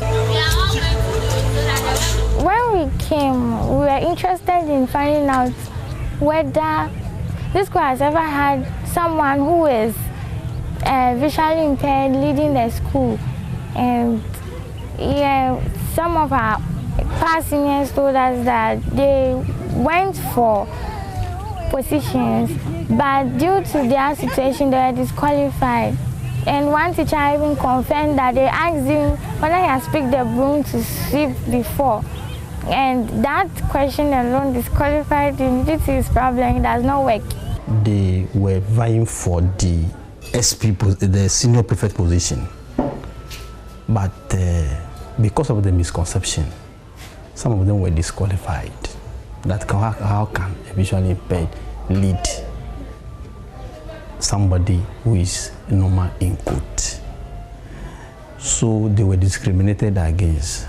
Anytime they contest, they don't pick them because of that misconception. They don't pick them. So in that aspect, there is a little discrimination going on there. Discrimination in any form undermines the principle of inclusivity, the belief that every student has unique strength and should be valued for their contributions rather than their disabilities. I'm not giving up because my parents encourage me a lot to learn, and my teachers as well also encourage me. Encourage not only me per se, but my colleagues. They encourage us to learn. So giving up is not in my blood. Points line by line, and then Building confidence in the abilities of persons living with disabilities plays a very important role in dealing with stereotypes. Pearl and a host of her colleagues have a mission to change the narrative about persons living with disabilities. I came together with my colleagues. We advise each other, encourage each other that some of us must join some groups in the school to prove to others that we can also do things like, let's say, speaking up for ourselves or showing their talent to show the world that they are also useful in a lot of fields, in political fields, entertainment fields, sporting fields, and other fields.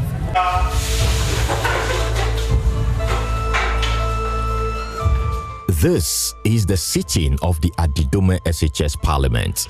Pearl and her majority caucus are pushing for the reintroduction of mixed prep in their school. They argue that boys and girls bring different viewpoints to the table, which exposes them to a broader range of ideas as well as enriching the overall learning experience. Right, Honorable Speaker, according to my investigation at the boys prepping block, you realize that some boys have the chance to bully their juniors whilst they are at prep due to single prepping. The visually impaired students in the school participate in other extracurricular activities such as sports, drama, and the choir.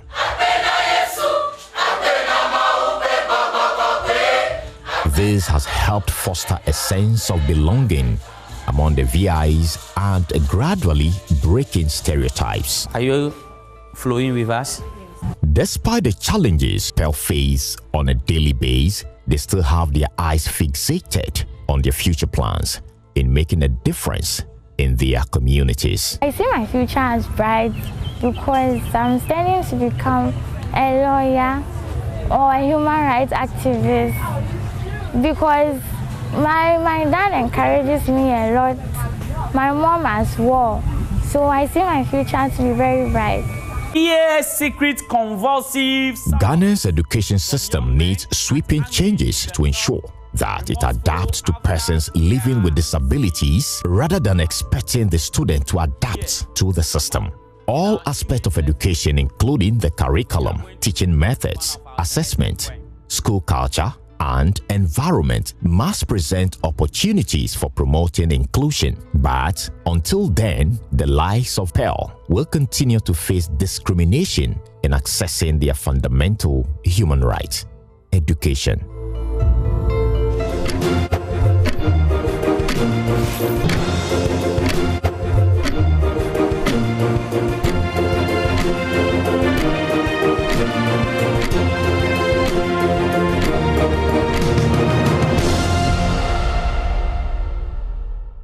Welcome back. This is the AM show, and it's a Thursday morning. We zoom into, well, what we call AM exclusive. And today, I'll be taking you to the Wwest constituency. Why?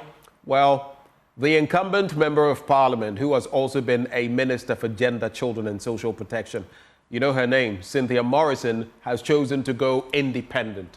On the back of that, there have been a number of issues. Some people within the New Patriotic Party say she is an ingrate, that she is ungrateful.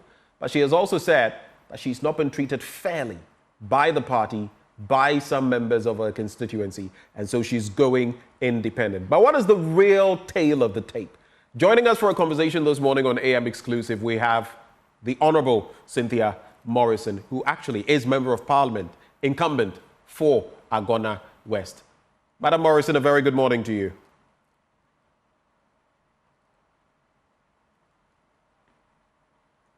All right. So we'll try to reconnect with Cynthia Morrison, who joins us via Zoom. There's a little connectivity issue, but I'll just walk you through some. Well, Madam Morrison, please unmute. Please unmute for me.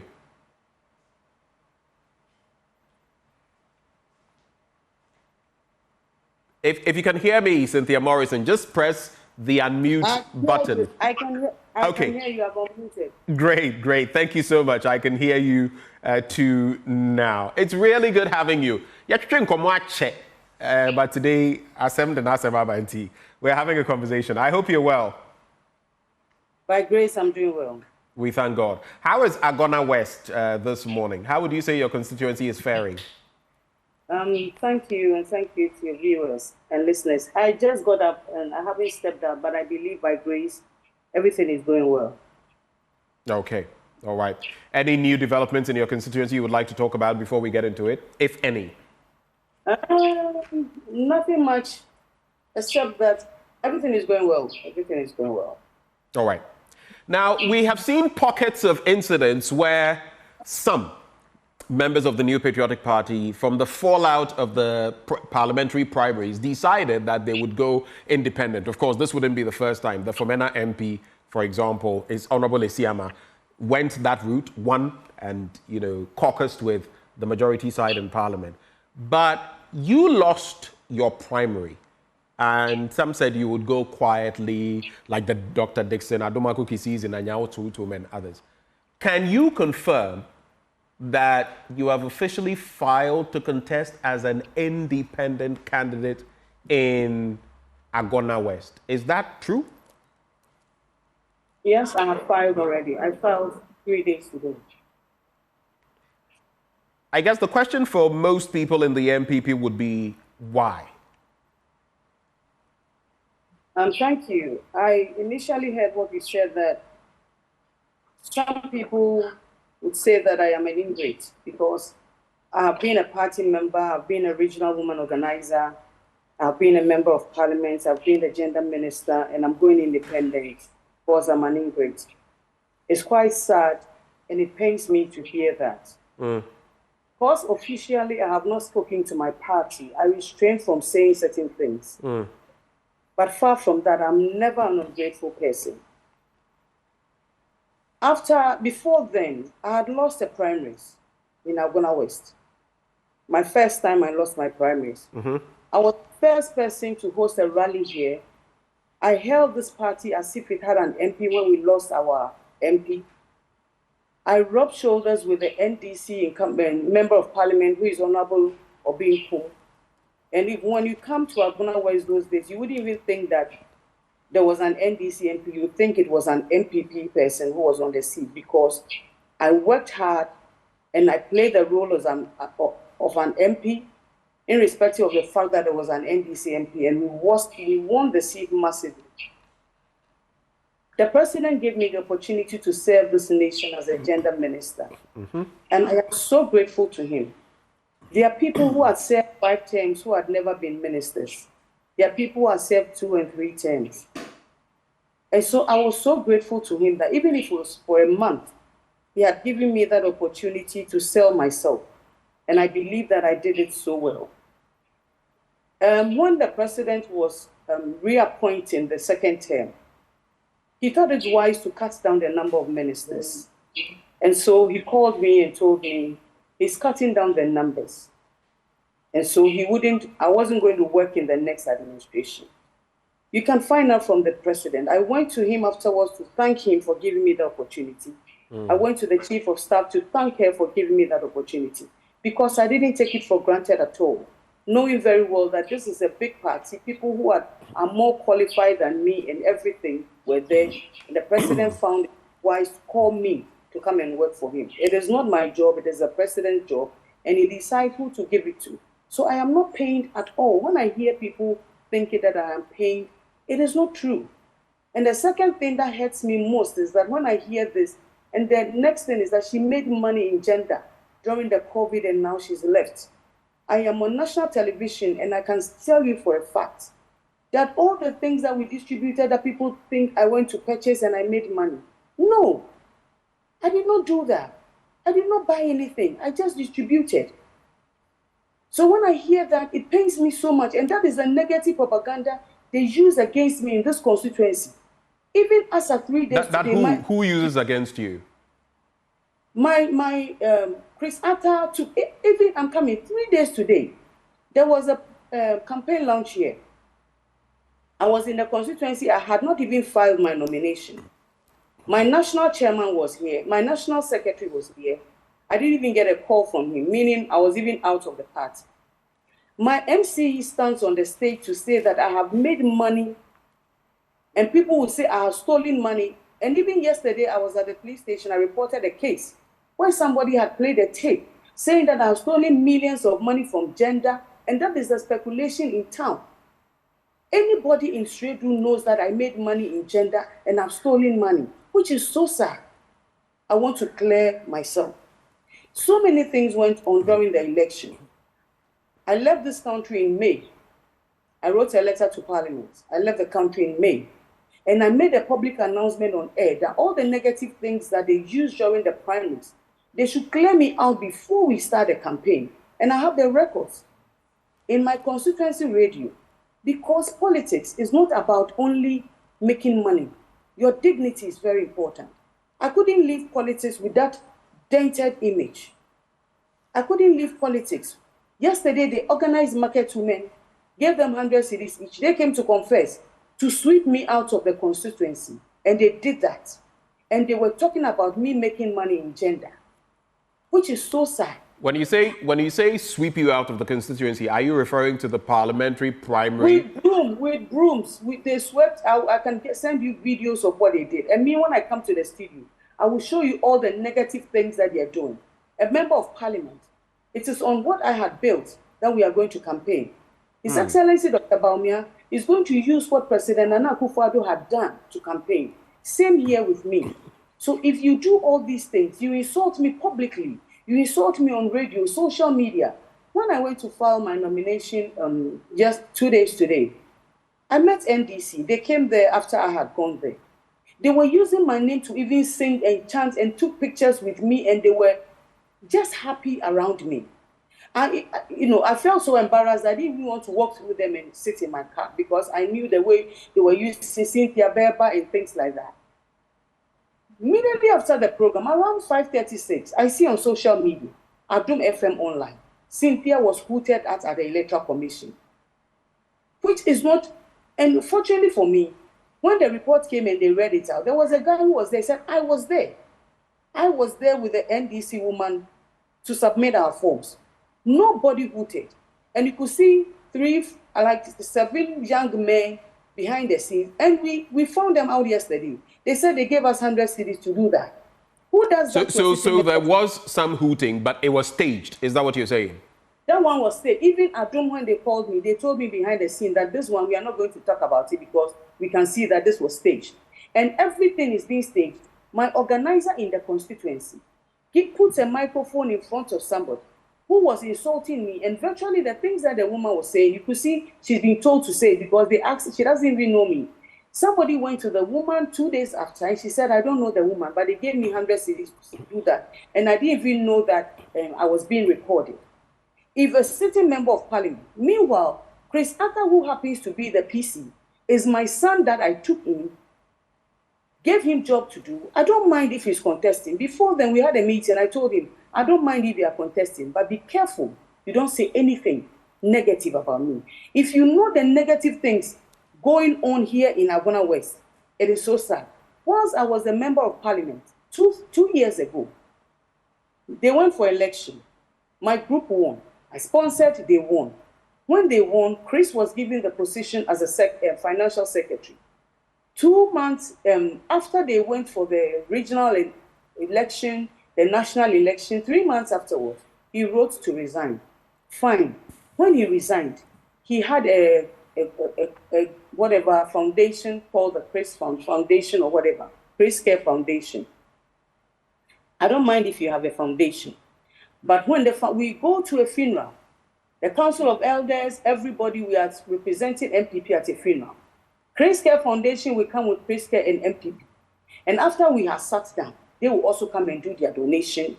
And then the insinuations and things that will go on there. For 2 years, I kept quiet. I was laughing. I never confronted anybody. Whilst I was a member of parliament, he had a foundation and using the foundation to contest on the ticket of MPP. I am now a nobody. You are the PC. So when I'm also going independent, I don't cross your line. So that I don't expect any negative thing to come from them. I am not angry with the party. Far from that. I can never be angry with MPP. I am praying I win this seat. And when I win the seat, you see what happens next. What will happen next if you win the seat? That one is between me and my party. That one, I'm not going to tell you. You're saying you have no issues with the party, but you sound a little confrontational. You sound pained by these things that you talk about. I am pained because when all these things were going on, my chairman reported once to the national secretary, and he said everybody has a style of doing their campaign. But when I look at them, I can send you videos and audios. You can imagine, I'm saying this on air because it's going to court. Somebody puts it on the media that I stole $1 million cedis from gender, $1 million from gender, had a wedding for my daughter. I chartered a flight and took my in-laws to the States to organize a wedding for my daughter. And a married woman, a dignified married woman, that somebody can put from Chris's camp, Chris's boys, that people have been sleeping with me. How negative can you get like that? For politics. Did you say Chris's boys? He's Chris. I know. I can say emphatically, he speaks for Chris. And I'm going to the police station from here because I reported the case to the police. You cannot do that for politics. I have been a contender with NDC, and nothing like this happened. I've gone through election, primaries with Honorable Obodai and other people. We never did anything like this. How can you run a constituency and then the sitting member of parliament, I'm going to campaign with you. You say these negative things about me. How can I go out and campaign with you? I feel pained because I have been insulted, school feeding. They've given them negative information that the woman made money when I did not. And people have, if you look on school feeding platform, I've always kept quiet. I'm saying this today, and there are things I have not said that I will not say. I would only say it and come out and say after I've spoken to my national. So I am pained not for the party. I am pained because my dignity has been ruined because of politics. And I will not let this happen. It is not right. I almost was killed. If you remember, somebody was trying to assassinate me. If I had died, it is for the party. And you can ask who came to my rescue after we sent the case to court. Who came to my rescue? It was my life that was raised. So if I would end politics with insult, people sweeping behind me, it will not happen. So it is not about the general party. Right. The party is grateful. And but in a way, you are insinuating that the general party is also complicit in a way because let me make this point and then you can respond, because they have not maybe stood in to address the situation. But you made mention a short while ago that the national secretary even comes to your constituency and does not give you a call. What were you suggesting there? Sunday, he was here. He came to launch campaign. I was here. The first time they were doing the campaign launch, my picture was on the banner. The second time, my picture was not there. Let's take it like, okay, we know that she's going independent, so we don't want to include her. At least a call. Oh, Cynthia, I'm here in your constituency. Maybe that could have even softened me to say that, oh, My general secretary has even asked of me. My general secretary, I was like a campaign manager to him. You can ask him. That is yes, in my constituency, when he came here, I told them he's my son. Nobody should take money from him. When he came for the campaign, nobody took money from him. Because I was even online when they were having their meetings. So even coming here alone, it's just nice. Even if I am that evil, just call and say, he passed right in front of my house to the grounds. He passed here twice. Because I saw the convoy pass, and I saw them. And then they came to pass again. I saw them. Just a phone call to say that, oh, I'm in your constituency. I'm coming to do this program. Don't even invite me. That is what I'm saying. But I'm not saying it's because I filed my nomination 3 days today. You understand? So, and when all those things were going on, he knew, and he knows the conversation the two of us had. If he's with me, I will say what he told me in Parliament and even outside Parliament and even on phone.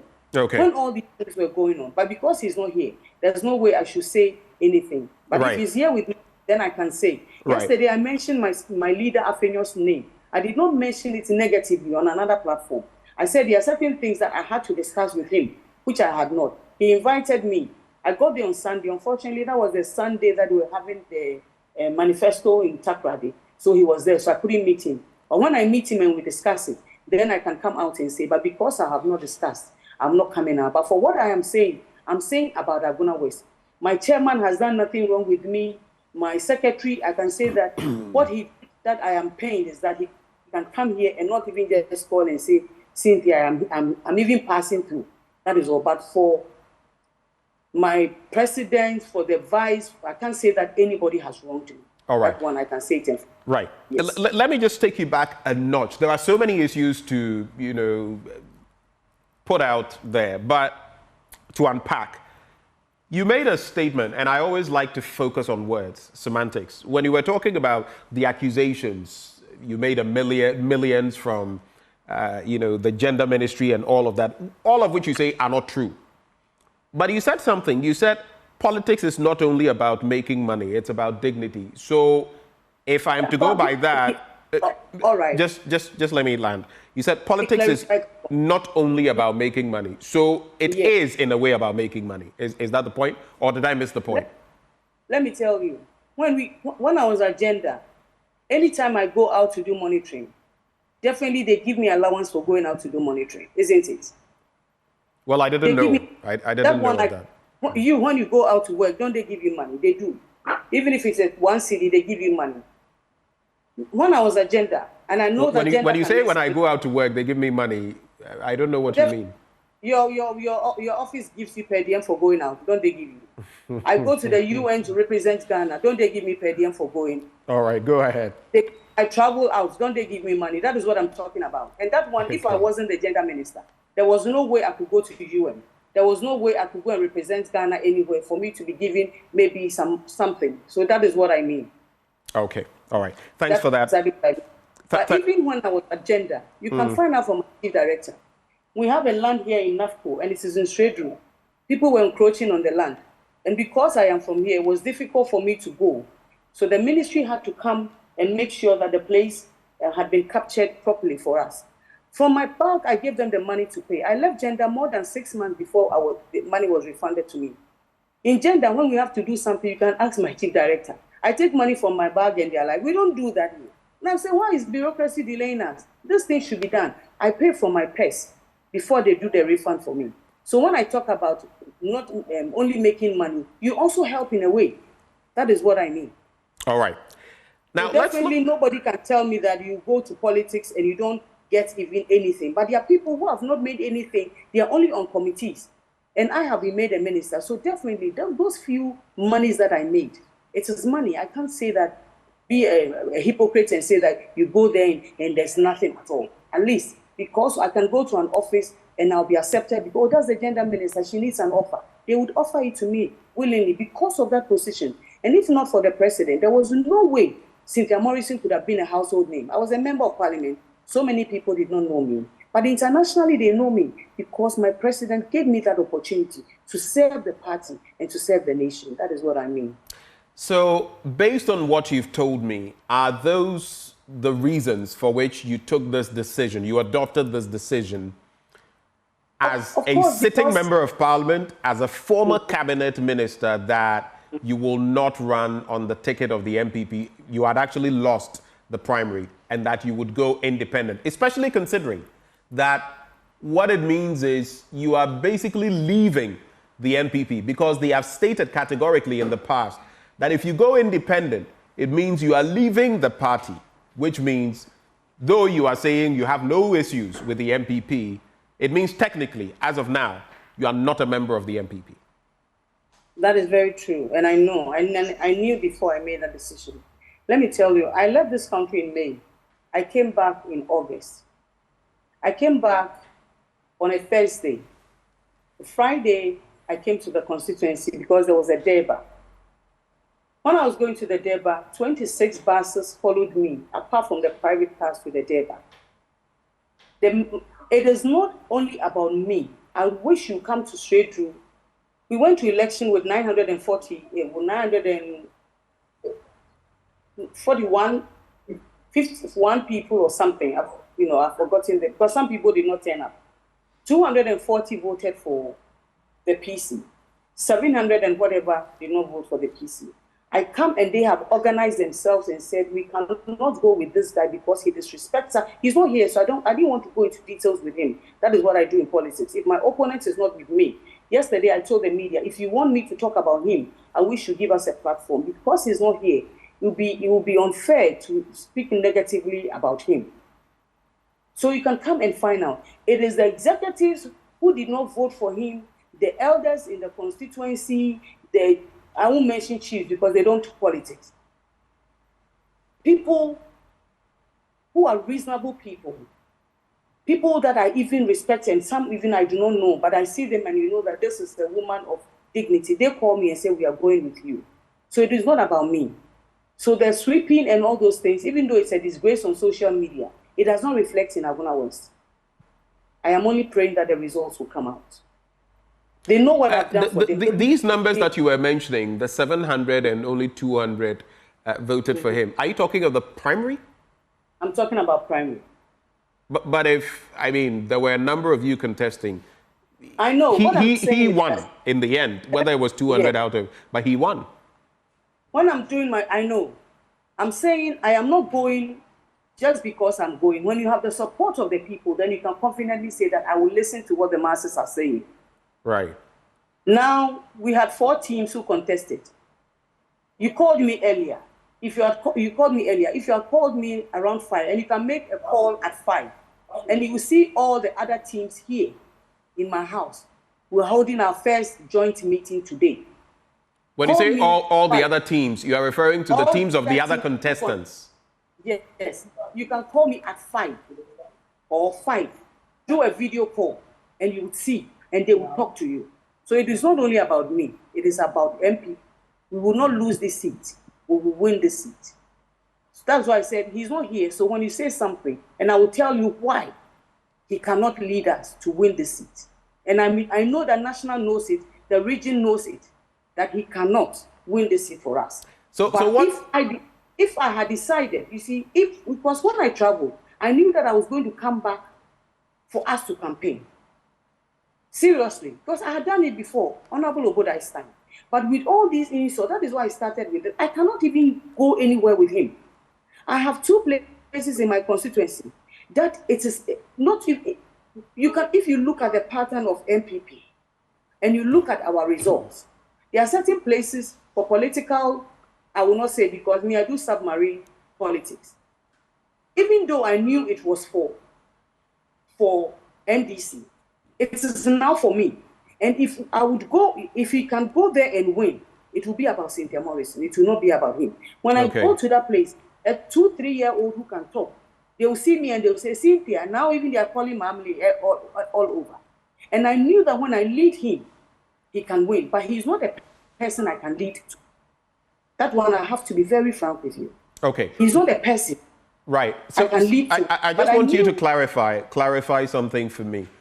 So, in essence, what you are saying is, though the MPP did not select you as their PC, their parliamentary candidate, you think Chris Arthur cannot win the seat against the NDC. And so you must come in as an independent to secure the seat for the NPP. And maybe you are anticipating a situation like happened with Honorable Asiman, the Fomena MP. Is that what you're saying? And likely caucus with the NPP in Parliament, in the 9th Parliament, God willing? Is that the plan? You see, when you asked me the first question, that why will I go to an idea, say, if you have now couched your message again. Me too, I'm a journalist. I said,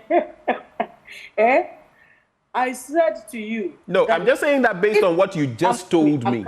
You just told me something, and I'm asking you. Because you said for the MPP. Like that's what you just said.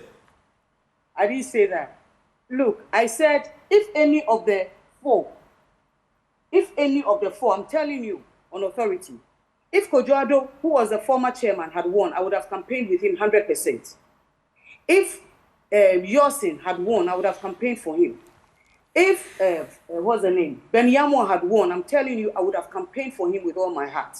Because none of them insulted me whilst they were going round.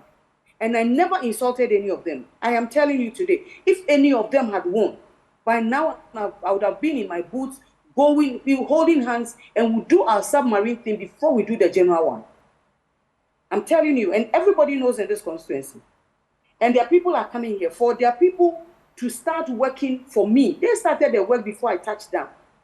Saturday that we went out, 26 buses followed us. They had organized it. I did not organize it because I was not here. They organized and went around with me. We went to the Derba grounds and everybody saw it. And even at the Derba ground where I was sitting, Chris was playing politics against me when NDC was there. I had just arrived though. I had not said I'm going independent too. Every chief would tell you, everywhere I went, the chief was even asking me that, are you doing MPP or you are doing independence? At a place, we have the video. That is what I can say. I told them I came to a funeral. That was the next day. I came to a funeral. I did not come for politics. I have the videos that I can send to you because I had not even decided.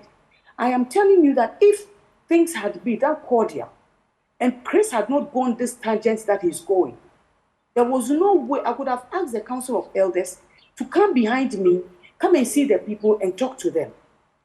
But for the things that I said yesterday, I can send you the video after this. Okay. Market women insulting me, using broom to sweep me out of, and the topic was, we are sweeping the evil woman away. Right. Me, I am evil. Right. The woman that gives you food to eat, took you when you were injured, took you to the hospital, from there took you to Amako to give you job to do. Today I am evil, that they sweep me out of Wwest. Right. It is sad. If what this is turning to, then it's a sad. That means you're going to likely split the votes of the MPP, and that could inure to the benefit of the NDC. But I have to run this by you. I don't know whether you've heard. Afenyo Marken, the majority leader, has said that he has adopted the Agona West constituency and he has vowed to retain the seat for the MPP. And hold for me. He says he will do everything within his means to ensure that seat is retained with Mr. Chris Arthur as Member of Parliament. In fact, quoting him, he says, "Let me say it here and now that Chris Arthur will be elected as Member of Parliament soon after the December 7 general elections. Mark it on the wall.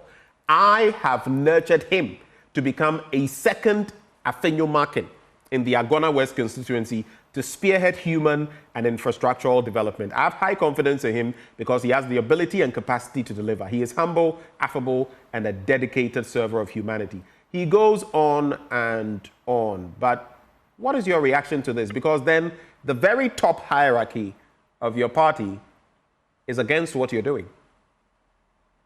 My leader does not even know who he's talking about. And maybe he's speaking for the cameras. Someone he says he's nurtured? I'm telling you that he doesn't know who he's talking about. Afenyo Marken knows Agona West because a lot of people in Agona West, they hire buses for them to go and register in Winneba. So he knows some of them. But he doesn't know who he's talking about and he doesn't know the rest of the people. Yesterday, I went to a program, and because he's not here, I don't want to talk about it. For this statement that he made, the people are not here. I'm sure when you call in the evening and they're here, they will tell you what they said when they heard that statement. We said the same thing at Asin North, isn't it? I don't have a problem even if Afenyomat King comes to live here and work for him, because I also have people who are working for me. So he can even come and live in Shedru, and Winneba is just a stone throw. And he knows here so well. So that one is what the majority leader can come and live in your constituency and work for him, man. Because that is what he says he's going to do. What you told me, I haven't listened to the tape. If I tell you I have listened, then I'm lying. I used to even watch the program. I only listened to one person who I will not mention because they said, Mommy, watch. And I watched and I listened and they said she came here to speak at the campaign launch. Then I just, so for all the things that she even said, I did not listen to it. I listened to just a few. I have not listened to my leader's voice, so I cannot say. But based on what you are saying, I'm saying that my leader can come and do anything he wants to do. That is okay by me. That is okay because he's MPP and he's a leader and he's in Central Region. So he can come here and do any work he wants to do for him. I will not go to Winneba and do anything against him. I am in Shredru and I am working for myself. Right. Have you been contacted by the MPP in respect of dropping out of the race and staying with the MPP? Have you been contacted by any authorities within the party? Oh, you know what? If I even spoke to Kofi, I'm just using an iPhone, and I didn't know I should have saved my information on iCloud and all those things. Everything went off my phone. Everything just wrapped. Honorable Hakman Owusu-Agyemang is my father. My husband tells me he's been calling his line, and I'm like, maybe he wants me. There's something that we do in common. So I thought that was what he was calling me. So I called him and said, Daddy, I've seen your daddy. Ever tells me that you've been calling. So I've sent somebody to do A, B, and C. So let the driver come tomorrow. Then he's like, it's not because of that. It's because of this. And I said, Daddy, nobody has called me and said anything until this far. But anyway, we'll talk about it. But I cannot promise you that I am stepping down. I'm going to the constituency. I'll talk to the people and get back to you. That was when I was coming this time. My leader, Afenyo, calls me also the first time. And I told him that, Afenyo, when he started, I said, no. All the things that went on the day of election, you called me. I was on the grounds. How did you? And for the election, I haven't even spoken about it. My election in Wwest. Kodia calls me on Wednesday. He's like my son. Because he's in his 40s. And if I had like 18, maybe it could have been my son. So he's like, I call him my son, and he knows. For politics, somebody who is even 50, you can call your son. And he's my very good person. He calls me that you're going for neck, and the election may come on Saturday. And I said, but the election, everybody knows it's coming on Saturday in Wwest. He said, who told you? I said, but your boy has already speculated, so everybody knows. We come for the election. The national was here. We get to the grounds. The album that we used to vote for His Excellency Dr. Mamle Morrison and Honorable Kennedy Japan. My name was not even in that register. We had to call national. The member of parliament, her name was not on that register. We had to call national for them to call the whatever team and everything. It took a while. So I was the last person to vote on that day. But register that came. People who had been suspended were in that register to vote. And nobody had told me as a member of parliament that those who did not vote the last time, they are going to include them. They were the people who voted first. So did you feel did that make you feel like a persona non grata and welcome? Of course, you can't do that. I have to verify the album. And there are people people voted for His Excellency and then for Kennedy, whose names were not in the album. And we said they had to vote. You can see the fight and the insults from national. The guy, what's the name? Yamua. So hostile, as if they own the party. And I saw somebody from His Excellency Baumia's office. And I said, you have come here to do mafia work. Are you going to come back in December to do the same work here? The things that happened at when we had the election, you have no idea. Nobody has called me about that. They hooted at me. They swept with broom. Nobody called me until they heard I was going independent. So was I the same person who was going to lead the party? Are you suggesting that some of this mafia work you speak of happened within the parliamentary primary against you? I know because I supported Kennedy Japan. That one I know. That one I know. And the things that had happened afterwards, I know. But I am not going. I said because I have not spoken to my leadership, I don't want to talk. I don't want to go that tangent at all. But if you insinuate this, you must have some proof. You can't just say this without proof. The proof once is what I've told you. What happened at the park? I've mentioned Yamwa and I've told you. I've mentioned Kopia and I've told you. I haven't spoken to my regional chairman. I haven't said anything about him. For the things I haven't, when I mentioned, you said Honorable Afenyo, I didn't say anything about him. I said I will have to talk to him before I come on air. Anybody that I mention the name, I am sure of what I'm saying, and I'll be accountable for it. I told you I want to thank the president for giving me the appointment. I've mentioned his name. I want to thank Chief of Staff. I've mentioned her name. So what else am I saying? Whatever I'm saying, I can justify it. That is why I said, even Chris, because he's not here, I don't want to say anything negative about him. That is how I am. If he's here, I can talk. But once he's not here, it's not fair to say something about him. Maybe you're not here and you not get the chance to come and explain himself. Then I'm not being a good person. Right. So I want to be fair. What I want to be done to me is what I want to do for somebody. There's no way I can talk evil. The person I took to court, I did not even mention his name, but I've told you. His name is Ashmiu, and everybody knows because it's on his name is what? Ashmiu. That's how I call him. I don't know. He's a Muslim, so maybe I'm pronouncing it wrongly. But Ashmiu is what I call him, and everybody knows. So I will not say anything against anybody who cannot respond to what I'm saying. Maybe it is what I think. So please, don't make it like I am talking. No, the party has done me no wrong. But the party in Aguna West, the things that are happening, and my chairman reported, and nothing was done about it, is why I am going in the Cynthia, let me clarify this. Let me clarify this before we move on. I'm not trying to do anything or paint any picture. Get that clear. You are speaking to the issues. I want you, when you raise something, for the sake of clarity, because someone may not understand. Like I asked you about, not only about making money. We all want to understand. So if I ask you to elaborate, it's not for any other reason. It is to ensure that what you want to communicate comes out the way you want it to come out. So when I ask you a question, it is for you to follow up and clarify. Now, apart from Hackman Owusu-Agyemang, who's an elder, I think he's in the Council of Elders of your party, has no one else reached out to you? Oh, the Council of State, maybe I forgot. He was the first person to call me. You know, we played about it because he's my husband's friend. And he's my husband. The Council of State Chairman. The Council of State Chairman. I see. He's also reached out to you to do what? Oh, Cynthia, at that time, I was even playing with it. At the time he called me, it was earlier in the day. I was just playing with them. But I wanted him to tell him, because my constituents, they threatened me, I can send you videos. If you dare step down, we will even burn your school down. They will tell you this afternoon. They threaten me physically. They tell me in my face. They send me messages because you cannot let us go with this guy. And they will tell you this evening, when you finish, call me privately. I'll get your number. When they arrive, I'll call you on video call and then see the people, the men and women behind the scenes and talk to them and they will tell you.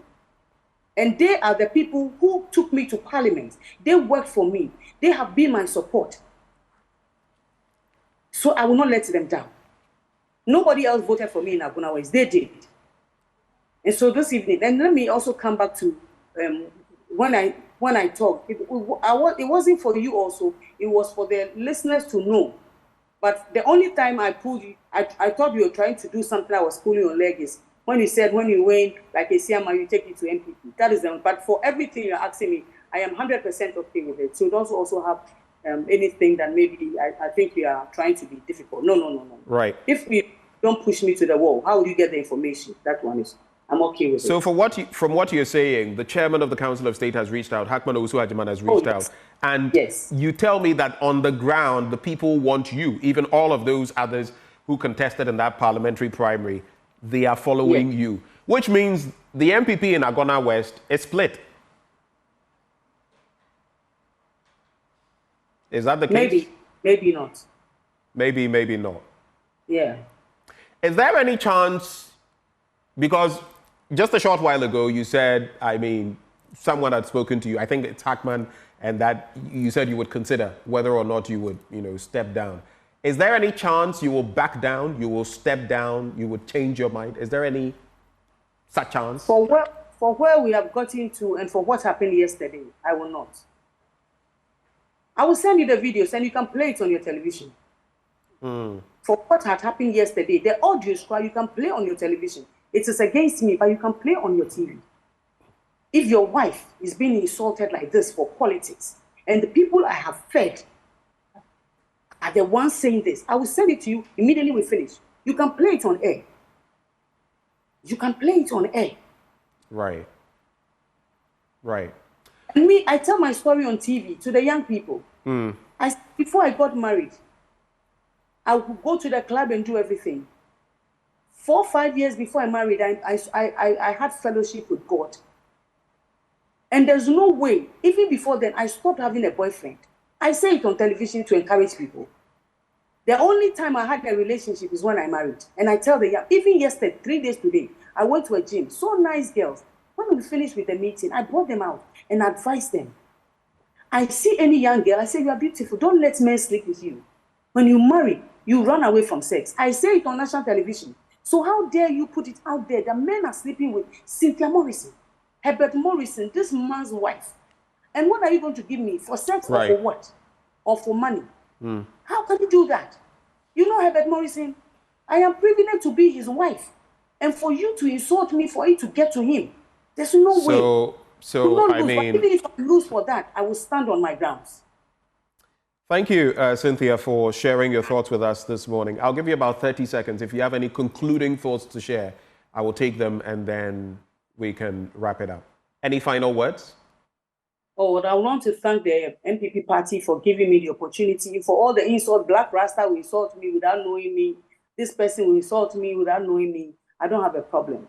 But the problem I have once again is that after the election, there was this pastor who came on television to me to say that he was sent to come and unseat Cynthia Morrison. And when we say me call, almost me call me too nana. Then they put it on our platform. And the boys and young ladies and men, the executive said, that was the last place we went to meet Chris. And this is the pastor who came to do some magic there. And that pastor happens to be Coco's pastor. And it's sad that we do spiritual things. Morning when I was going for my election, a pot of blood and what do you call this? Crow's feathers, calico, in a pot in my junction. They bring somebody to come and sprinkle broom, a fetish woman with a white cloth, calico. The boys came to say that he's on the park where we're having the program. Sprinkling, broom. And now you sweep me with broom after the program and sweep me with broom yesterday. This sweeping will go on his descendants because he initiated this. But for me, Cynthia, God is with. I thank you for even calling me this morning. Thank you so much, Cynthia Mamle Morrison, for joining the conversation. Some of what she said we cannot substantiate about, for example, the pastor being JFK's pastor. I will send you the video. That we can't substantiate, but everything else that you've said. I will send you the video of the pastor. I will send you that one. I will send you the sweeping. I will send you the audios. I will send you everything that I've talked about. If I don't say tomorrow, call me a liar on your studio. All right. Cynthia Mamle Morrison is Member of Parliament for Wwest. She's a former Minister for Gender, Children and Social Protection. And now she is going independent. Now, before we take a break, the Energy Commission and Ministry of Energy, in collaboration with the Ghana Education Service and the Ghana TVET Service, presents the 5th edition of the Energy Commission's Senior High Schools Renewable Energy Challenge. This challenge aims at developing the research skills of senior high school students and promoting technological innovation in renewable energy. Competing fiercely in this thrilling competition are the following schools: Obuasi SHTS, St. James Seminary SHS, Ula Girls SHS, Ahantaman SHS or Ahantaman Girls SHS, Bando SHS, and Dabokpa Technical Institute.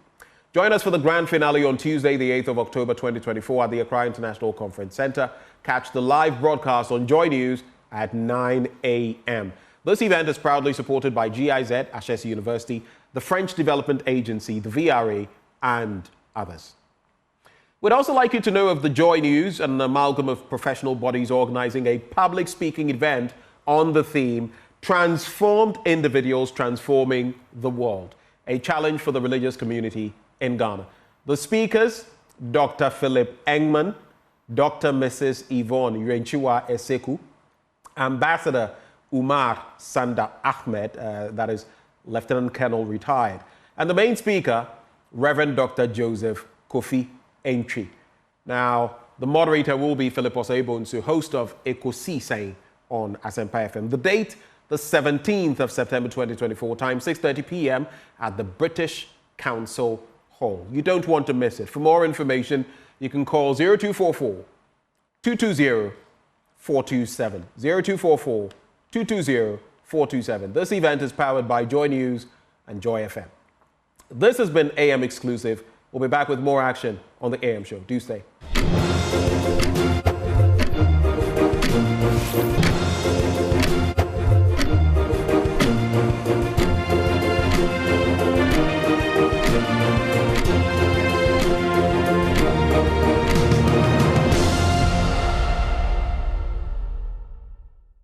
It's been coming, and finally, organized labor and civil society organizations have come together to mount pressure on government to show commitment in the fight against illegal mining. Organized labor says if government does not act by the end of the month, there will be a series of actions, including strikes. Organized labor today decided that 1, an immediate declaration of state of emergency in line with the provisions of the 1992 Constitution, Article 31, the declaration must incorporate the following. A, an order to halt all forms of mining, legal or illegal, in forest reserves and around water bodies. Immediate evacuation of all mining equipment in forest reserves and around water bodies. C, the deployment of police and military with full orders to remove, destroy all mining equipment and other earth-moving equipment around river bodies and in the forest reserve. Organized labor would urgently embark on a series of demonstrations and a nationwide strike if government fails to address the concerns raised by end of September 2024. Civil society organizations are mobilizing to put 1 million Ghanaians out on the streets in protest to push the government to show serious commitment. Their children are abroad. They will make their money enough to buy, they buy these days Voss. I go to politicians, I go to their houses and I see expensive pure water, imported pure water, Voss. Who is thinking for you? We are going to hit the streets. We are going to put 1 million boots on that ground and let everybody know that Ghana does not belong to a very small few. President Akufo-Addo's government has been accused of not showing serious commitment in the fight against Galamsey, despite his promise to put his presidency on the line. Christian leaders, including the Catholic Bishops' Conference and the Christian Council, say enough of the lip service. Corruption, complicity of political leaders,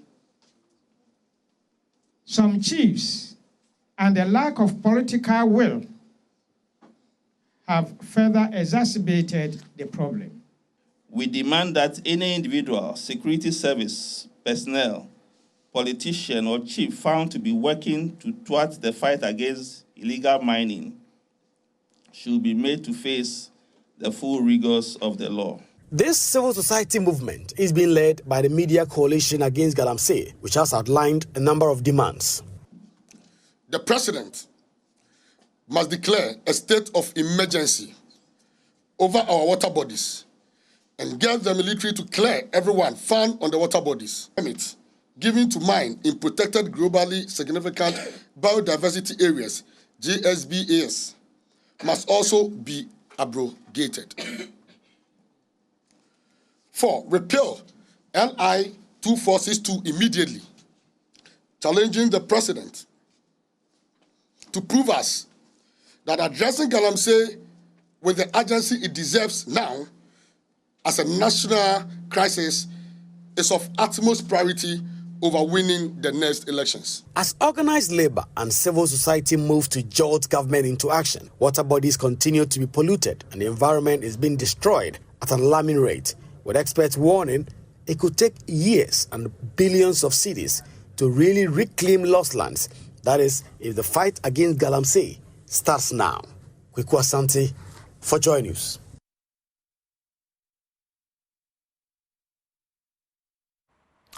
As the fight against Galamsey, the question is, will the ordinary man win that fight?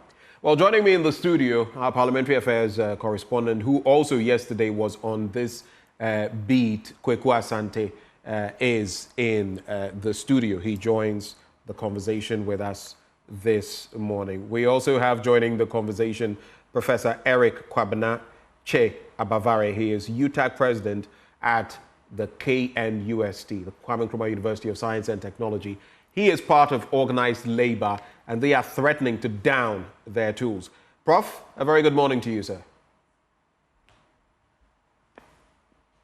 Professor Abavare, if you can hear me, a very good morning to you, sir. You'd have to unmute. Good morning. I can take it very loud. I can hear you. I don't know what I can hear you too. It's a bit patchy. I think it may be the connection, but my team will work on it. Just hold in the background for me, Prof. Let me bring in Kweku Asante, who is in the studio. So, Kweku, you've been on this beat. You are at the press center yesterday where all this talk, I mean, Dr. Kenneth Ashigbe has been talking to us, interacting with us. What really happened and what are these groups? In fact, we'll take a look at which groups are involved, but what are they calling for? Well, so almost all civil society organizations in the country now coming together to have their voices heard on the illegal mining menace under the coalition of the media coalition against illegal mining, making specific demands of government. First, I mean, if you look at some of the demands that are being made by organized labor itself, they want an immediate declaration of a state of emergency in line with the constitutional provisions. And they say that this declaration must incorporate an order to halt all forms of mining in line with the mining of forest reserves laws and around water bodies. They want an immediate evacuation of all mining equipment in forest reserves and around water bodies. They also want the deployment of the police and the military with full orders to remove and destroy all mining equipment and other earth-moving equipment around water bodies and in the forest reserves. They also want the immediate revocation of LI 2462 and the withdrawal of all licenses granted for prospecting and mining in forests and protected reserves and also around water bodies. And they want a special court to be set up to prosecute some of these cases. That is specifically what the organized labor is demanding. If you look at the broad CSOs, they also want an immediate declaration of a state of emergency. They want some concessions that have been granted that are currently overlapping in the forest reserves. Just recently, that expose that came in from the 4th Estate about certain politically connected persons having been given the right to go into some Ghanaian forest and mine. They want some of those mining leases to also be withdrawn. And they are calling for water bodies, which serve as the sources of these forest reserves, to be protected alongside the globally significant biodiversity areas, and some of those mining leases must be abrogated. They also make the demand that LI 2462 must be revealed. And they want a commitment from both John... Because that is what allows people to even go into restricted areas, forest reserves, and mine there. Exactly. And they want John Mahama, Dr. Mahmoud Bawumia, to publicly commit their resolve and their commitment to the fight against illegal mining. They say so far, both the political classes have really been paying lip service to the fight, and they are demanding some concrete action. They expect them to come out publicly and sign a declaration of a sort. So these organizations coming together to make this demand of government up to the end of the month. If the government does not act, like you said, organized labor say they will down their tools. They will embark on a series of actions, including strikes. There will be protests, and Senior Hoti says they are hoping to get 1 million Ghanaians on the streets across the country. In other words, they want everything to come to a standstill. In fact, they want something of the sort around when the organized labor said they did not want that deal to sell off the state hotels. They want a similar protest and a similar kind of organized action. You know, if not bigger. If not bigger. You know, once organized labor decided to down their tools, the government had to back in and then decided that the hotel sales were not going to go on. So they want something of that sort by the end of the month. Let's see. I mean, you've already mentioned the first request there. You can go and look at some of them at the repeal of LI 2462. And then presidential candidates also supporting this. Let's look at the list of those bodies that are going for this. They actually There's So quite a list of them. Walk us through them. Yeah, if you look at the organizations, you have the Catholic Bishops Conference. The Ghana Catholic Bishops Conference. I've seen the statement signed by Most Reverend Matthew Okwesijemfi. He himself was there at this news conference. Exactly. The Christian Council is part of this. There's also the Executive Women's Network. There's the Media Coalition Against Illegal Mining. There is the Ghana Journalists Association itself. Eco-conscious citizens. Our president was there definitely. to speak. There's the Chamber of Mines. And there's also the Small Scale Mining Association. Already they have been called to ban small scale mining. Right. They know that if they themselves do not help in stamping out illegal mining, right, their business is going to be affected. There's the Trades Union Congress, there's the Ghana Federation of Labor, and then an amalgam of civil society organizations, One Ghana Movement, Citizen Movement Against Corruption, and a host of them that are coming together under this umbrella to make these demands. Maybe finally, this will bring some real action and not lip service. But let me bring in Professor Abavare, UTAG president at the KNUST, on this matter. You have been, you are with UTAG, which is also threatening that, look, if the right things are not done, even we in academia will also down our tools to the detriment of course, the institutions and the studies of students. But how crucial is it that we have got to this point where this is finally crystallizing for you, Prof? Thank you very much, my brother. I hope you can hear me. I can hear you, Prof. I want to place on record that in the past, I've been hearing people say that the president lied through the presidency. I never believed them. And I said, you guys don't want good for Ghana. This is a man who dared to solve the problem of Ghana. The man vowed his presidency to solve this menace of Galamsey. And in fact, you and I know Galamsey reached a peak in 2015. And on that basis, he rode on it in 2016 as campaign promise to make sure Galamsey menace a thing of the past. You and I know also that when he assumed power, 2017 to 19, the stability of the water body actually reduced. So come to my point that the man is a big liar. When whom are you saying is a great liar? The president? Yes, I'm sad because I have said it on air. But hold on.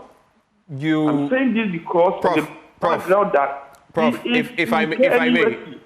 if I may, you started by saying that you had heard people say that the president lied to get to power, and that now you feel he's a great liar. But others have also tried to deal with Galamsey. They have not been able to.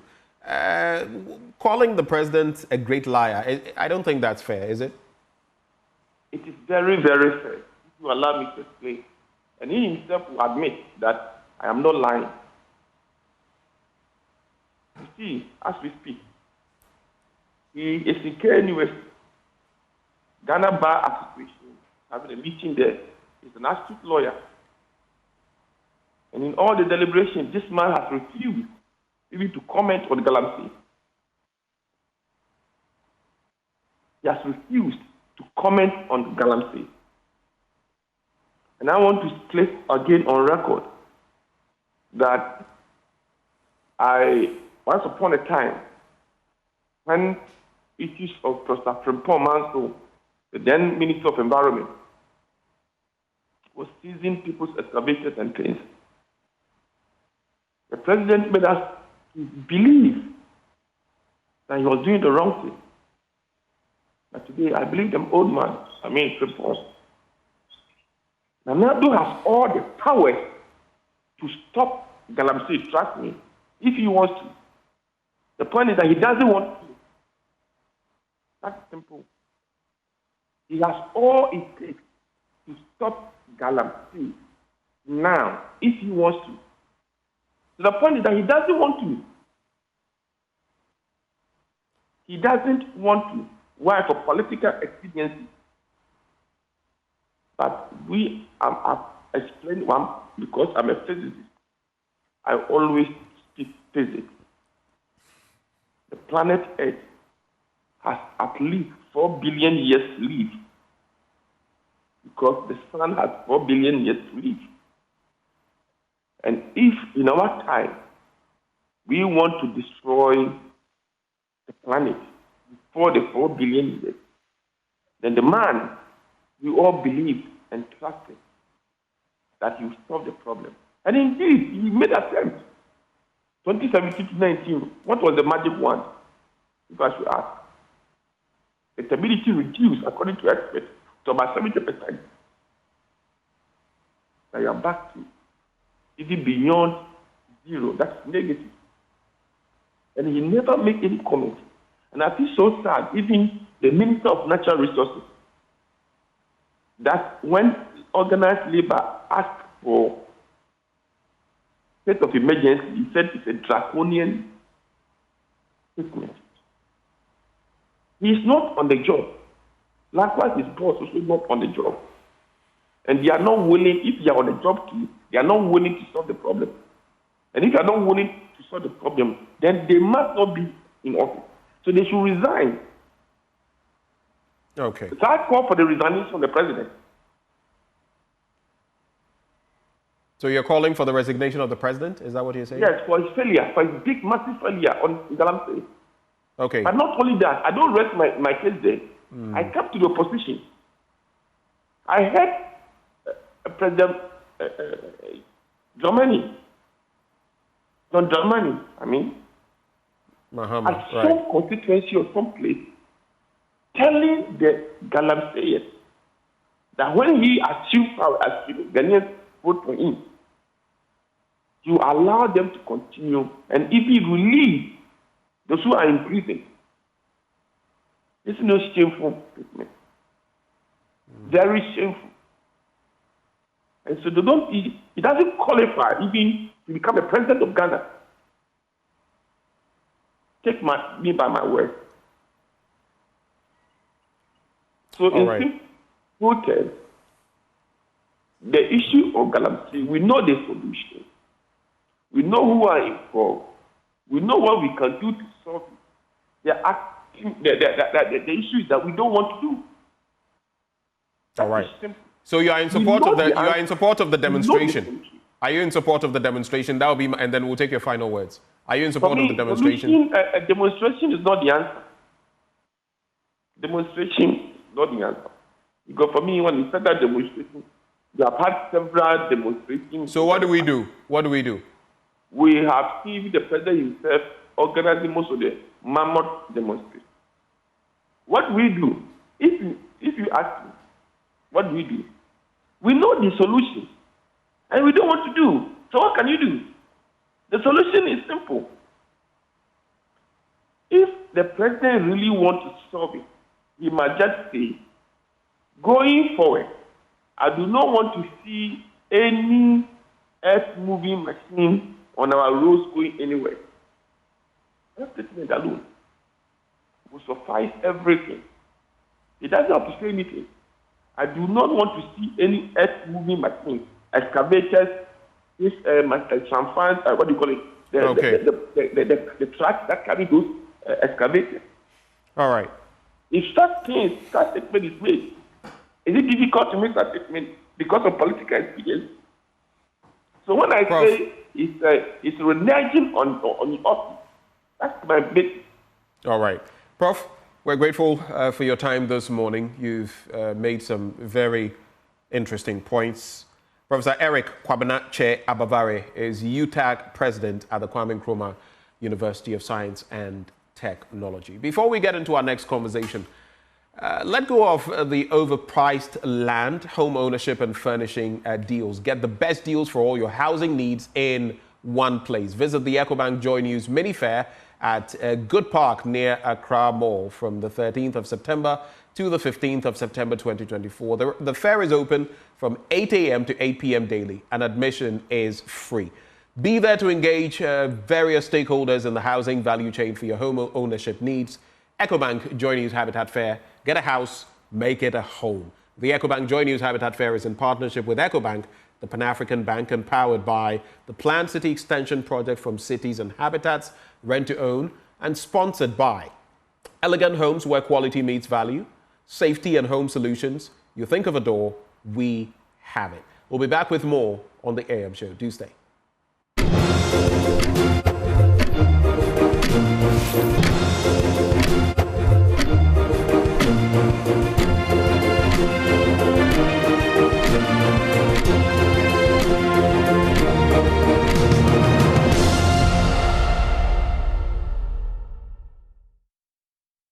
Welcome back on the AM show. Time now for us to talk about the public sector reform strategy. And in the studio with me this morning to discuss is, okay, we have a conversation before that on that public lecture on that Joy News, an amalgam of professional bodies that organized in that public event on the theme, Transformed Individuals Transforming the World, a challenge for the religious community in Ghana. In the studio with me this morning is Mr. Samuel Nkumterenkwan. He's a member of the organizing committee. Thank you so much for joining us this morning. Thank you, sweetie.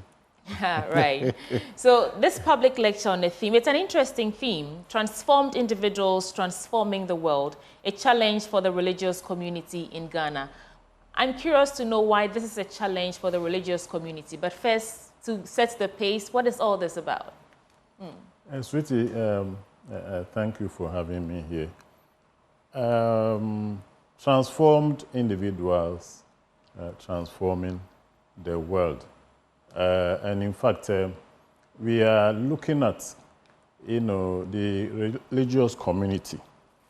More or less, we want to see their impact on society. Ghana faces a lot of problems, and Africa for that matter. And we know in terms of numbers, percentages, the religious community comprise of a huge chunk of the population. We are mostly a Christian nation, about 72 to 74% being of the Christian community, and then we also have Muslims, up to 15 or so percent. So up to close to 90% are religious people or Christians or community. And in fact, everyone in this country is a religious person. You, I believe you are a religious person. You have a faith. You believe in something. Yes. It doesn't necessarily have to be Christian or Muslim. It doesn't necessarily, yes. But the point is the importance or the significance of religion must be seen in how, the precepts, for that matter, the faith, symbols, and what we believe in, the values are applied to life. And that is where we want to focus on. Everyone is a stakeholder in this country. And I think we've got into the time where everyone must be seen to be playing their role. The religious community must be seen, their impact must be seen in how they are able to transform, the attitudes, their behaviors, and if you like, lifestyle, and their work attitudes of their members. And when there's that kind of transformation, we want to see this more or less reflecting in society, the conscience of the society. Right. So by way of introduction, that is I think the significance of this cannot be overestimated, and it's important that we do this. But at the end of this public lecture, what key objectives do you hope to have achieved? Transformed individuals. Transforming. Right, but I'm sure you have some. We want to see the impact. Yes, impact of, if you like, religion, and for that matter, all the time that we spend in the churches, in the mosques, when we come out, we want to see the impact on society. It is not reflecting. For now, it is not reflecting. And then let me also add that we are religious, and if the impact, the essence of religion, that is application of, if you like, proper values to develop, your society. It's not about yourself. You don't go to church for yourself. You don't attend to the mosque for yourself. It must benefit society.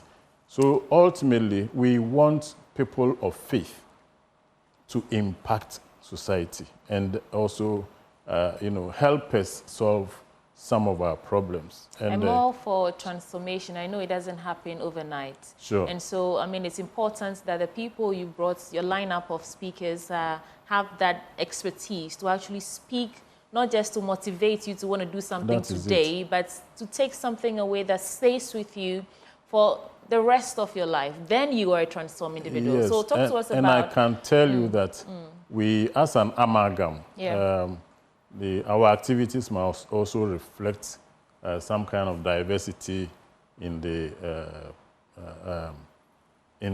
contributions, and for that matter, the paneling. And we have such, depth for this particular lecture. Right. We have Dr. I wanted you to, talk about the people, the speakers, their expertise, and how they also fit into the broader conversation. The main speaker is a Presbyterian, minister. He's Reverend Dr. Kofi Entry. Yeah. I think you know him. Yes, and he is coming to talk on the main theme. Yes. Then we have a panel of three. Yes. Dr. Philip Engman, who is a theologian and a Pan-Africanist. And he has diverse, if you like, attributes. And I should say that we expect him to, bring his experience as a Pan-Africanist, a researcher, teacher, and all that to bear. Right. The second one is Dr. Mrs. Yvonne Irinchiwa Eseku. Eseku. Don't ask me anything about Eseku. Why not? I may say yes. Whatever you are thinking, I say yes to it. Okay. Yes, she is the rector of the Ghana College of Pharmacists. Quite an accomplished woman. I work with her, so I know her. And so she is a pharmacist, for that matter. And he's doing a great job at the Ghana College of Pharmacists.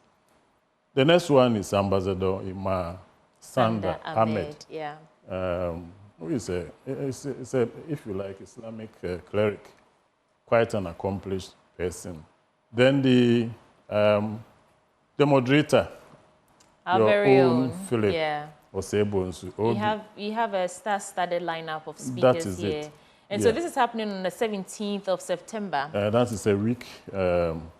That's coming Tuesday. Yes. In the evening, 6:30 p.m. Let's assemble by 6 p.m. I will be there to welcome our guests. And then that is at British High Commission. Yeah. British Council Hall in the evening. Come early to avoid traffic, and we'll be there to welcome all of you. Let me add that this is the fifth in the series of activities that we have, organized. And every quarterly, we more or less get some kind of public lecture. And we want to, call upon our professionals to come together. Let's all think together and then help our country. If politics, and for that matter, governance, national governance is so important, then those who have benefited, I want to repeat this, that those who have benefited from the largesse of the country must also be seen to be contributing to the upliftment of, lives. Transformed individuals. Transforming. Yes. That there is Mr. Samuel Nkumtinkran, a member of the organizing committee of that public lecture on the theme Transformed Individuals, Transforming the World, a challenge for the religious community. Thank you so much. Thank you, sweetie. And I wish you the very best. Thank you. Right. So remember, it's absolutely free at the British Council Hall, starting at 6:30 p.m. sharp, 17th of September. Don't miss it. Before we go, hello Ghana, your favorite radio stations are back on TuneIn. I'm talking about Joy FM, Love FM, Adom FM, Asempa FM, and Insura FM. All your beloved multimedia group brands are now back on TuneIn. So wherever you are, we've got you covered. Joy FM, Love FM, Adom FM, Asempa FM, and Inshira FM are all back on TuneIn. So tune in to the best of news, music, sports, and entertainment from Ghana's top stations, anytime, anywhere, on TuneIn. Go to the App Store or Google Play Store to download TuneIn and listen to your favorite stations, Joy FM, Love FM, Adom FM, Asempa FM, or Inshira FM, to stay connected and entertained. There's one more conversation coming your on the AM show. Don't go away.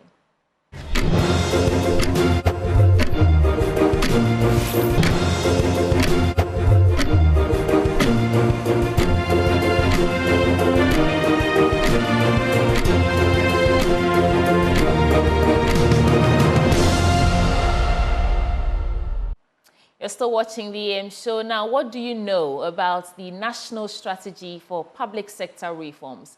We want to tell you more. Joining me in the studio for that conversation is Mr. Habib Adam.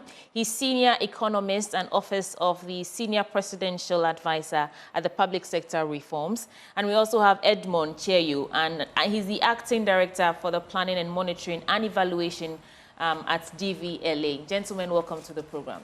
Thank you. Thank you. Let me start with you, Mr. Habib Adam. Tell us briefly about what your office has been engaged in for the past 7 years. I mean, in respect to this reform, public sector reform strategy and its implementation. Well, the office, formerly the Senior Minister's Office, I would say basically has been the engine of the government, involved in several high-profile projects and policy making. But usually we don't report on some of them because they have line ministries. Because we handle issues like the Energy Sector Recovery Program. We started it, the harmonization of the TVET. The TVET, it also came from the Ghana Beyond Aid and several other high-profile things that we handle. But that was just behind the scene. But on the national public sector reforms, we started that policy, the drafting of the document somewhere in 2017, just when the government came in. Some processes were already in place when the government came in. I mean, the previous government had started something, but it was not complete. So when the government came in, they decided to look at it.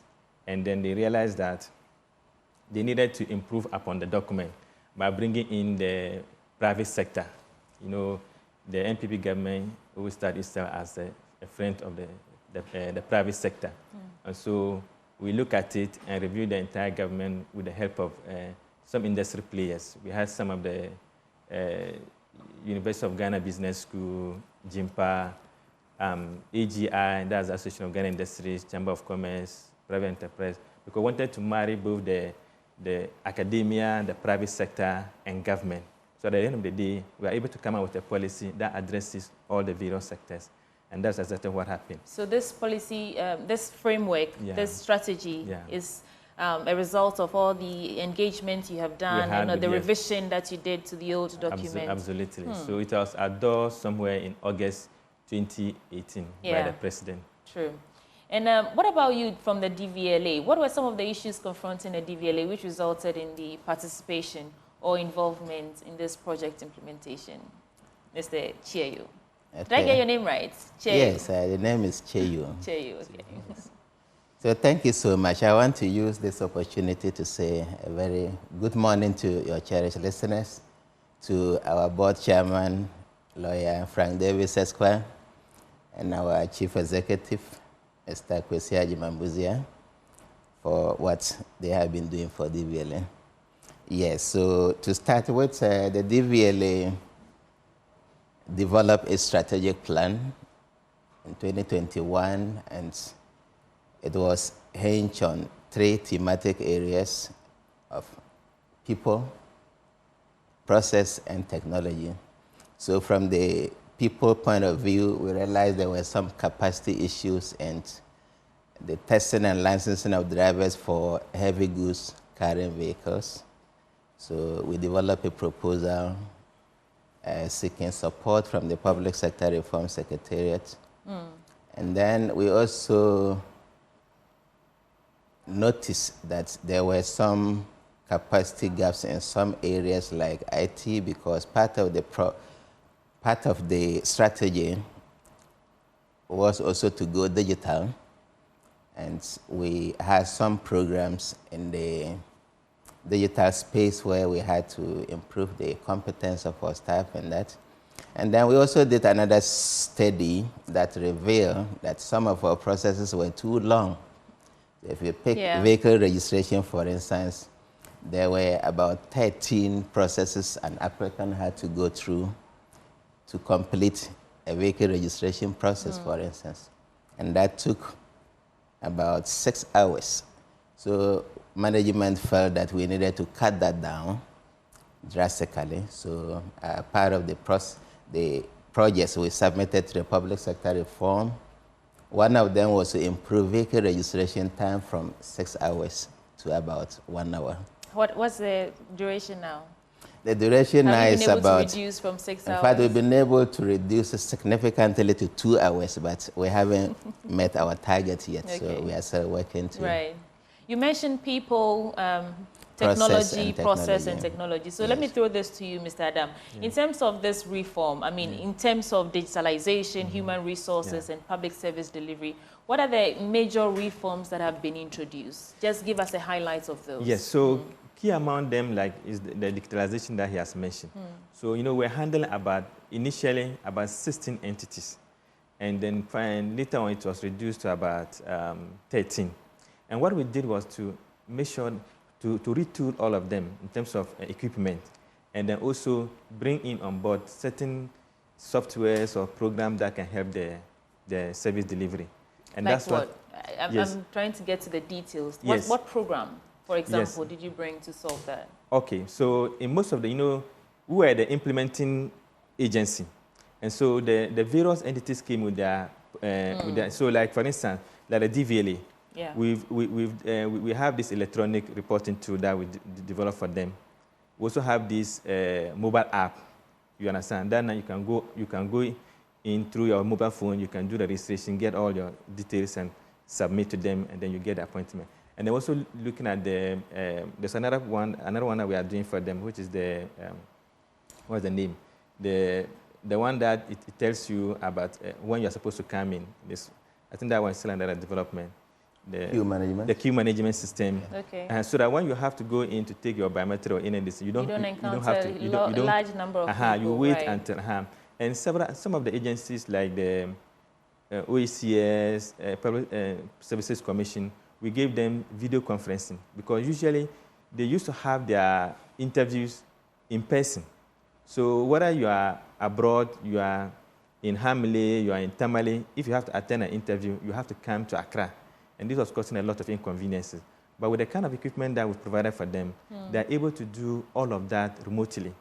So that now it doesn't matter if you have an appointment, you have to come to the Public Services Commission, whether you are in Europe or wherever, it can be done online. And that's what we've done for most of them.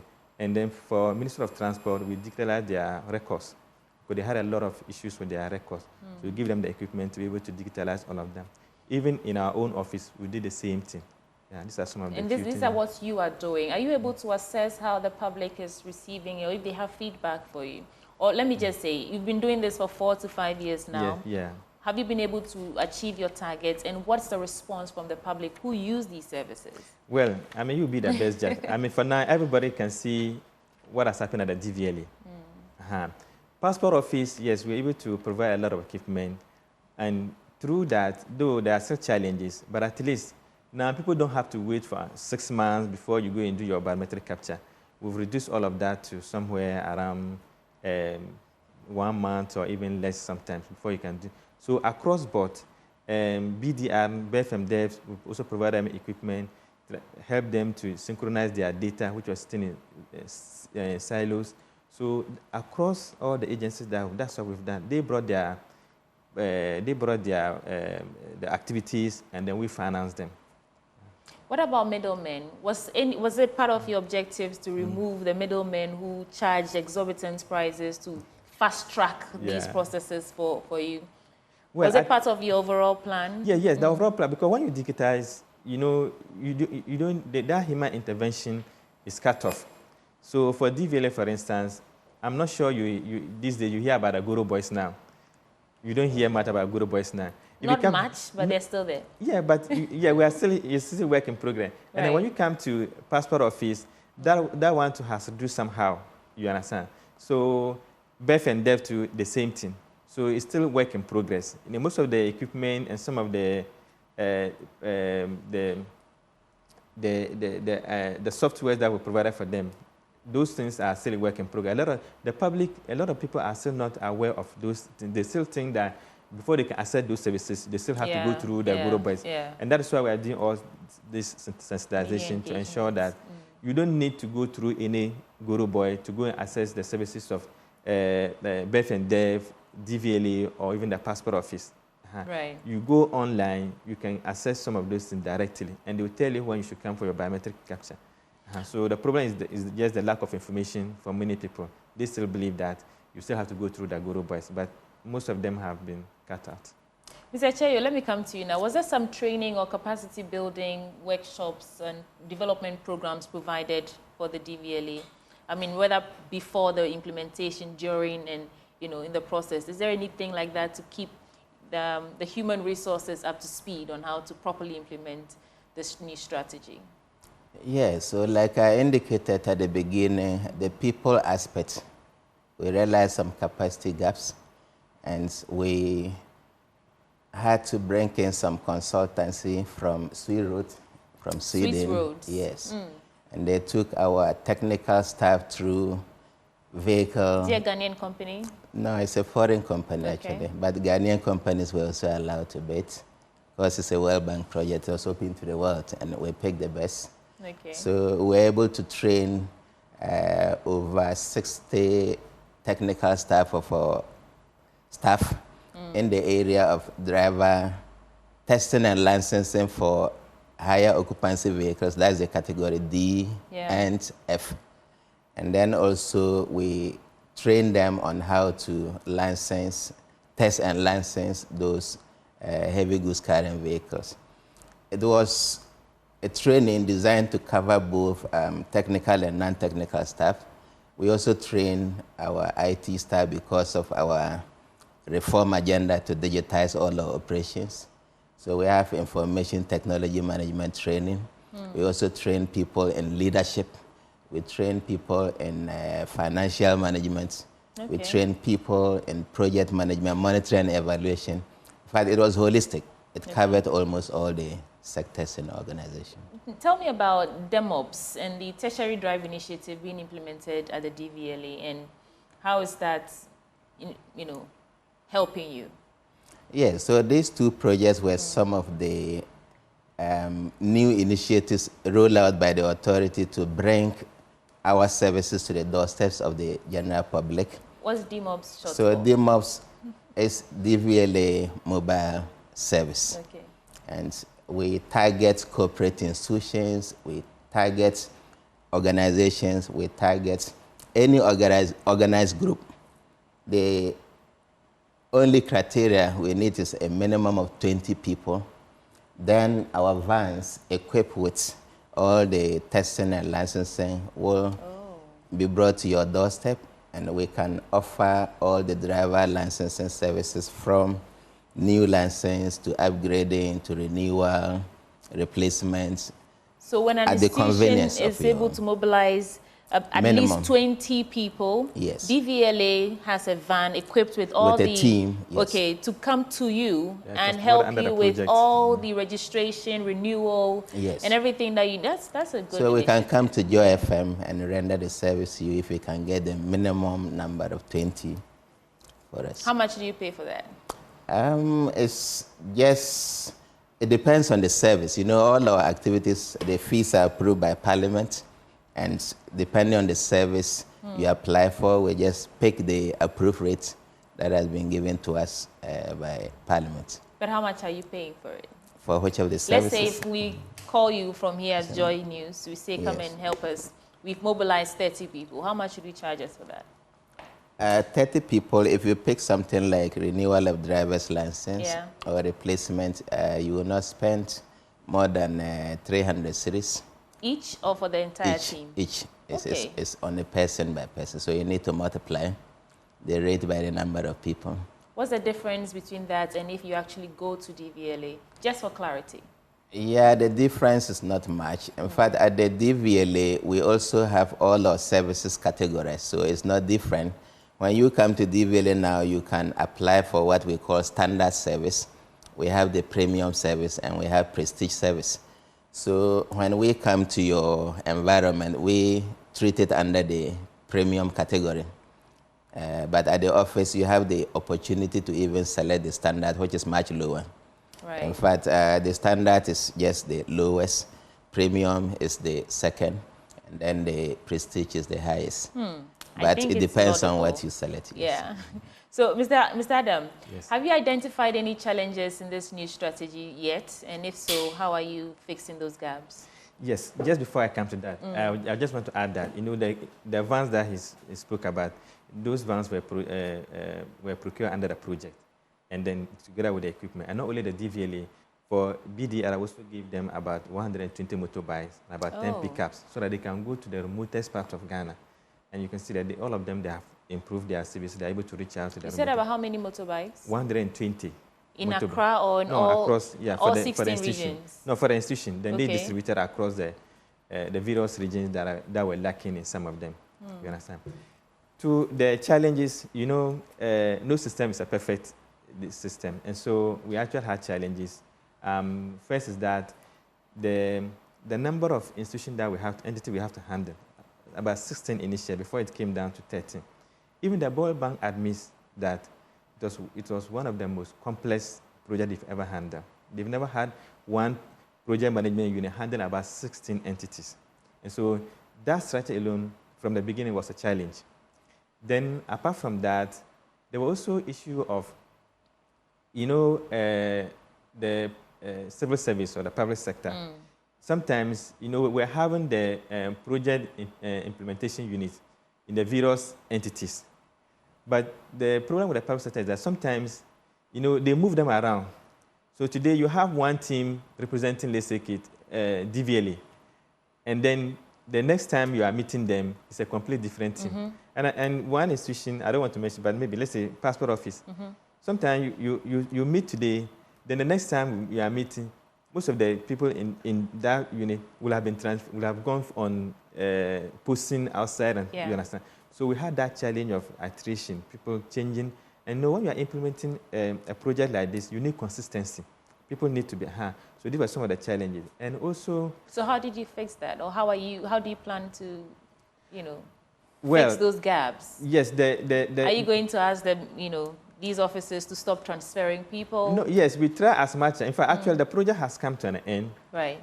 Last June, but we're still doing the finishing part. So we try as much as possible to handle some of them. We spoke to the ministers where a minister was involved, or to the agency CEOs to get people to be consistent. And also the problem of procurement too. The laws in Ghana says that beyond a certain limit, it has to go to central tender. And the central tender means that the whole of Ghana, when you have certain amount exceeding maybe a certain amount, it has to go to the central tender. And that means they have to wait until they meet. And sometimes it was difficult. So you could have your project being halted or the process being halted because of approval from central tender committee. And so these were some of the challenges that we face. Apart from the fact that, naturally, we also have some other in-house issues in terms of management. So right. You mentioned, Mr. Chair, you mentioned that this is a World Bank partnership initiative. Yes. And so I'm tempted to ask, do you think these reforms measure up to global best practices or global standard in terms of the new strategy that you've just implemented? Do they measure up to global standards? Let me throw that to you. I'll come to you, Mr. Chair. Yes. So obviously, once you are handling a World Bank project, they have the standard is across the world. So you don't expect that what you do here in Ghana should be substandard to those being done outside. So we followed through the same process, and all the things that we did were according to world standard. According to that, Mr. Chair. Yes, I just want to add that our vision is to be a world-class organization. providing driver and vehicle licensing services. So everything we do, we benchmark what is happening in other parts of the world. And also to let you know that the DVLA is now ISO certified. And what? ISO right.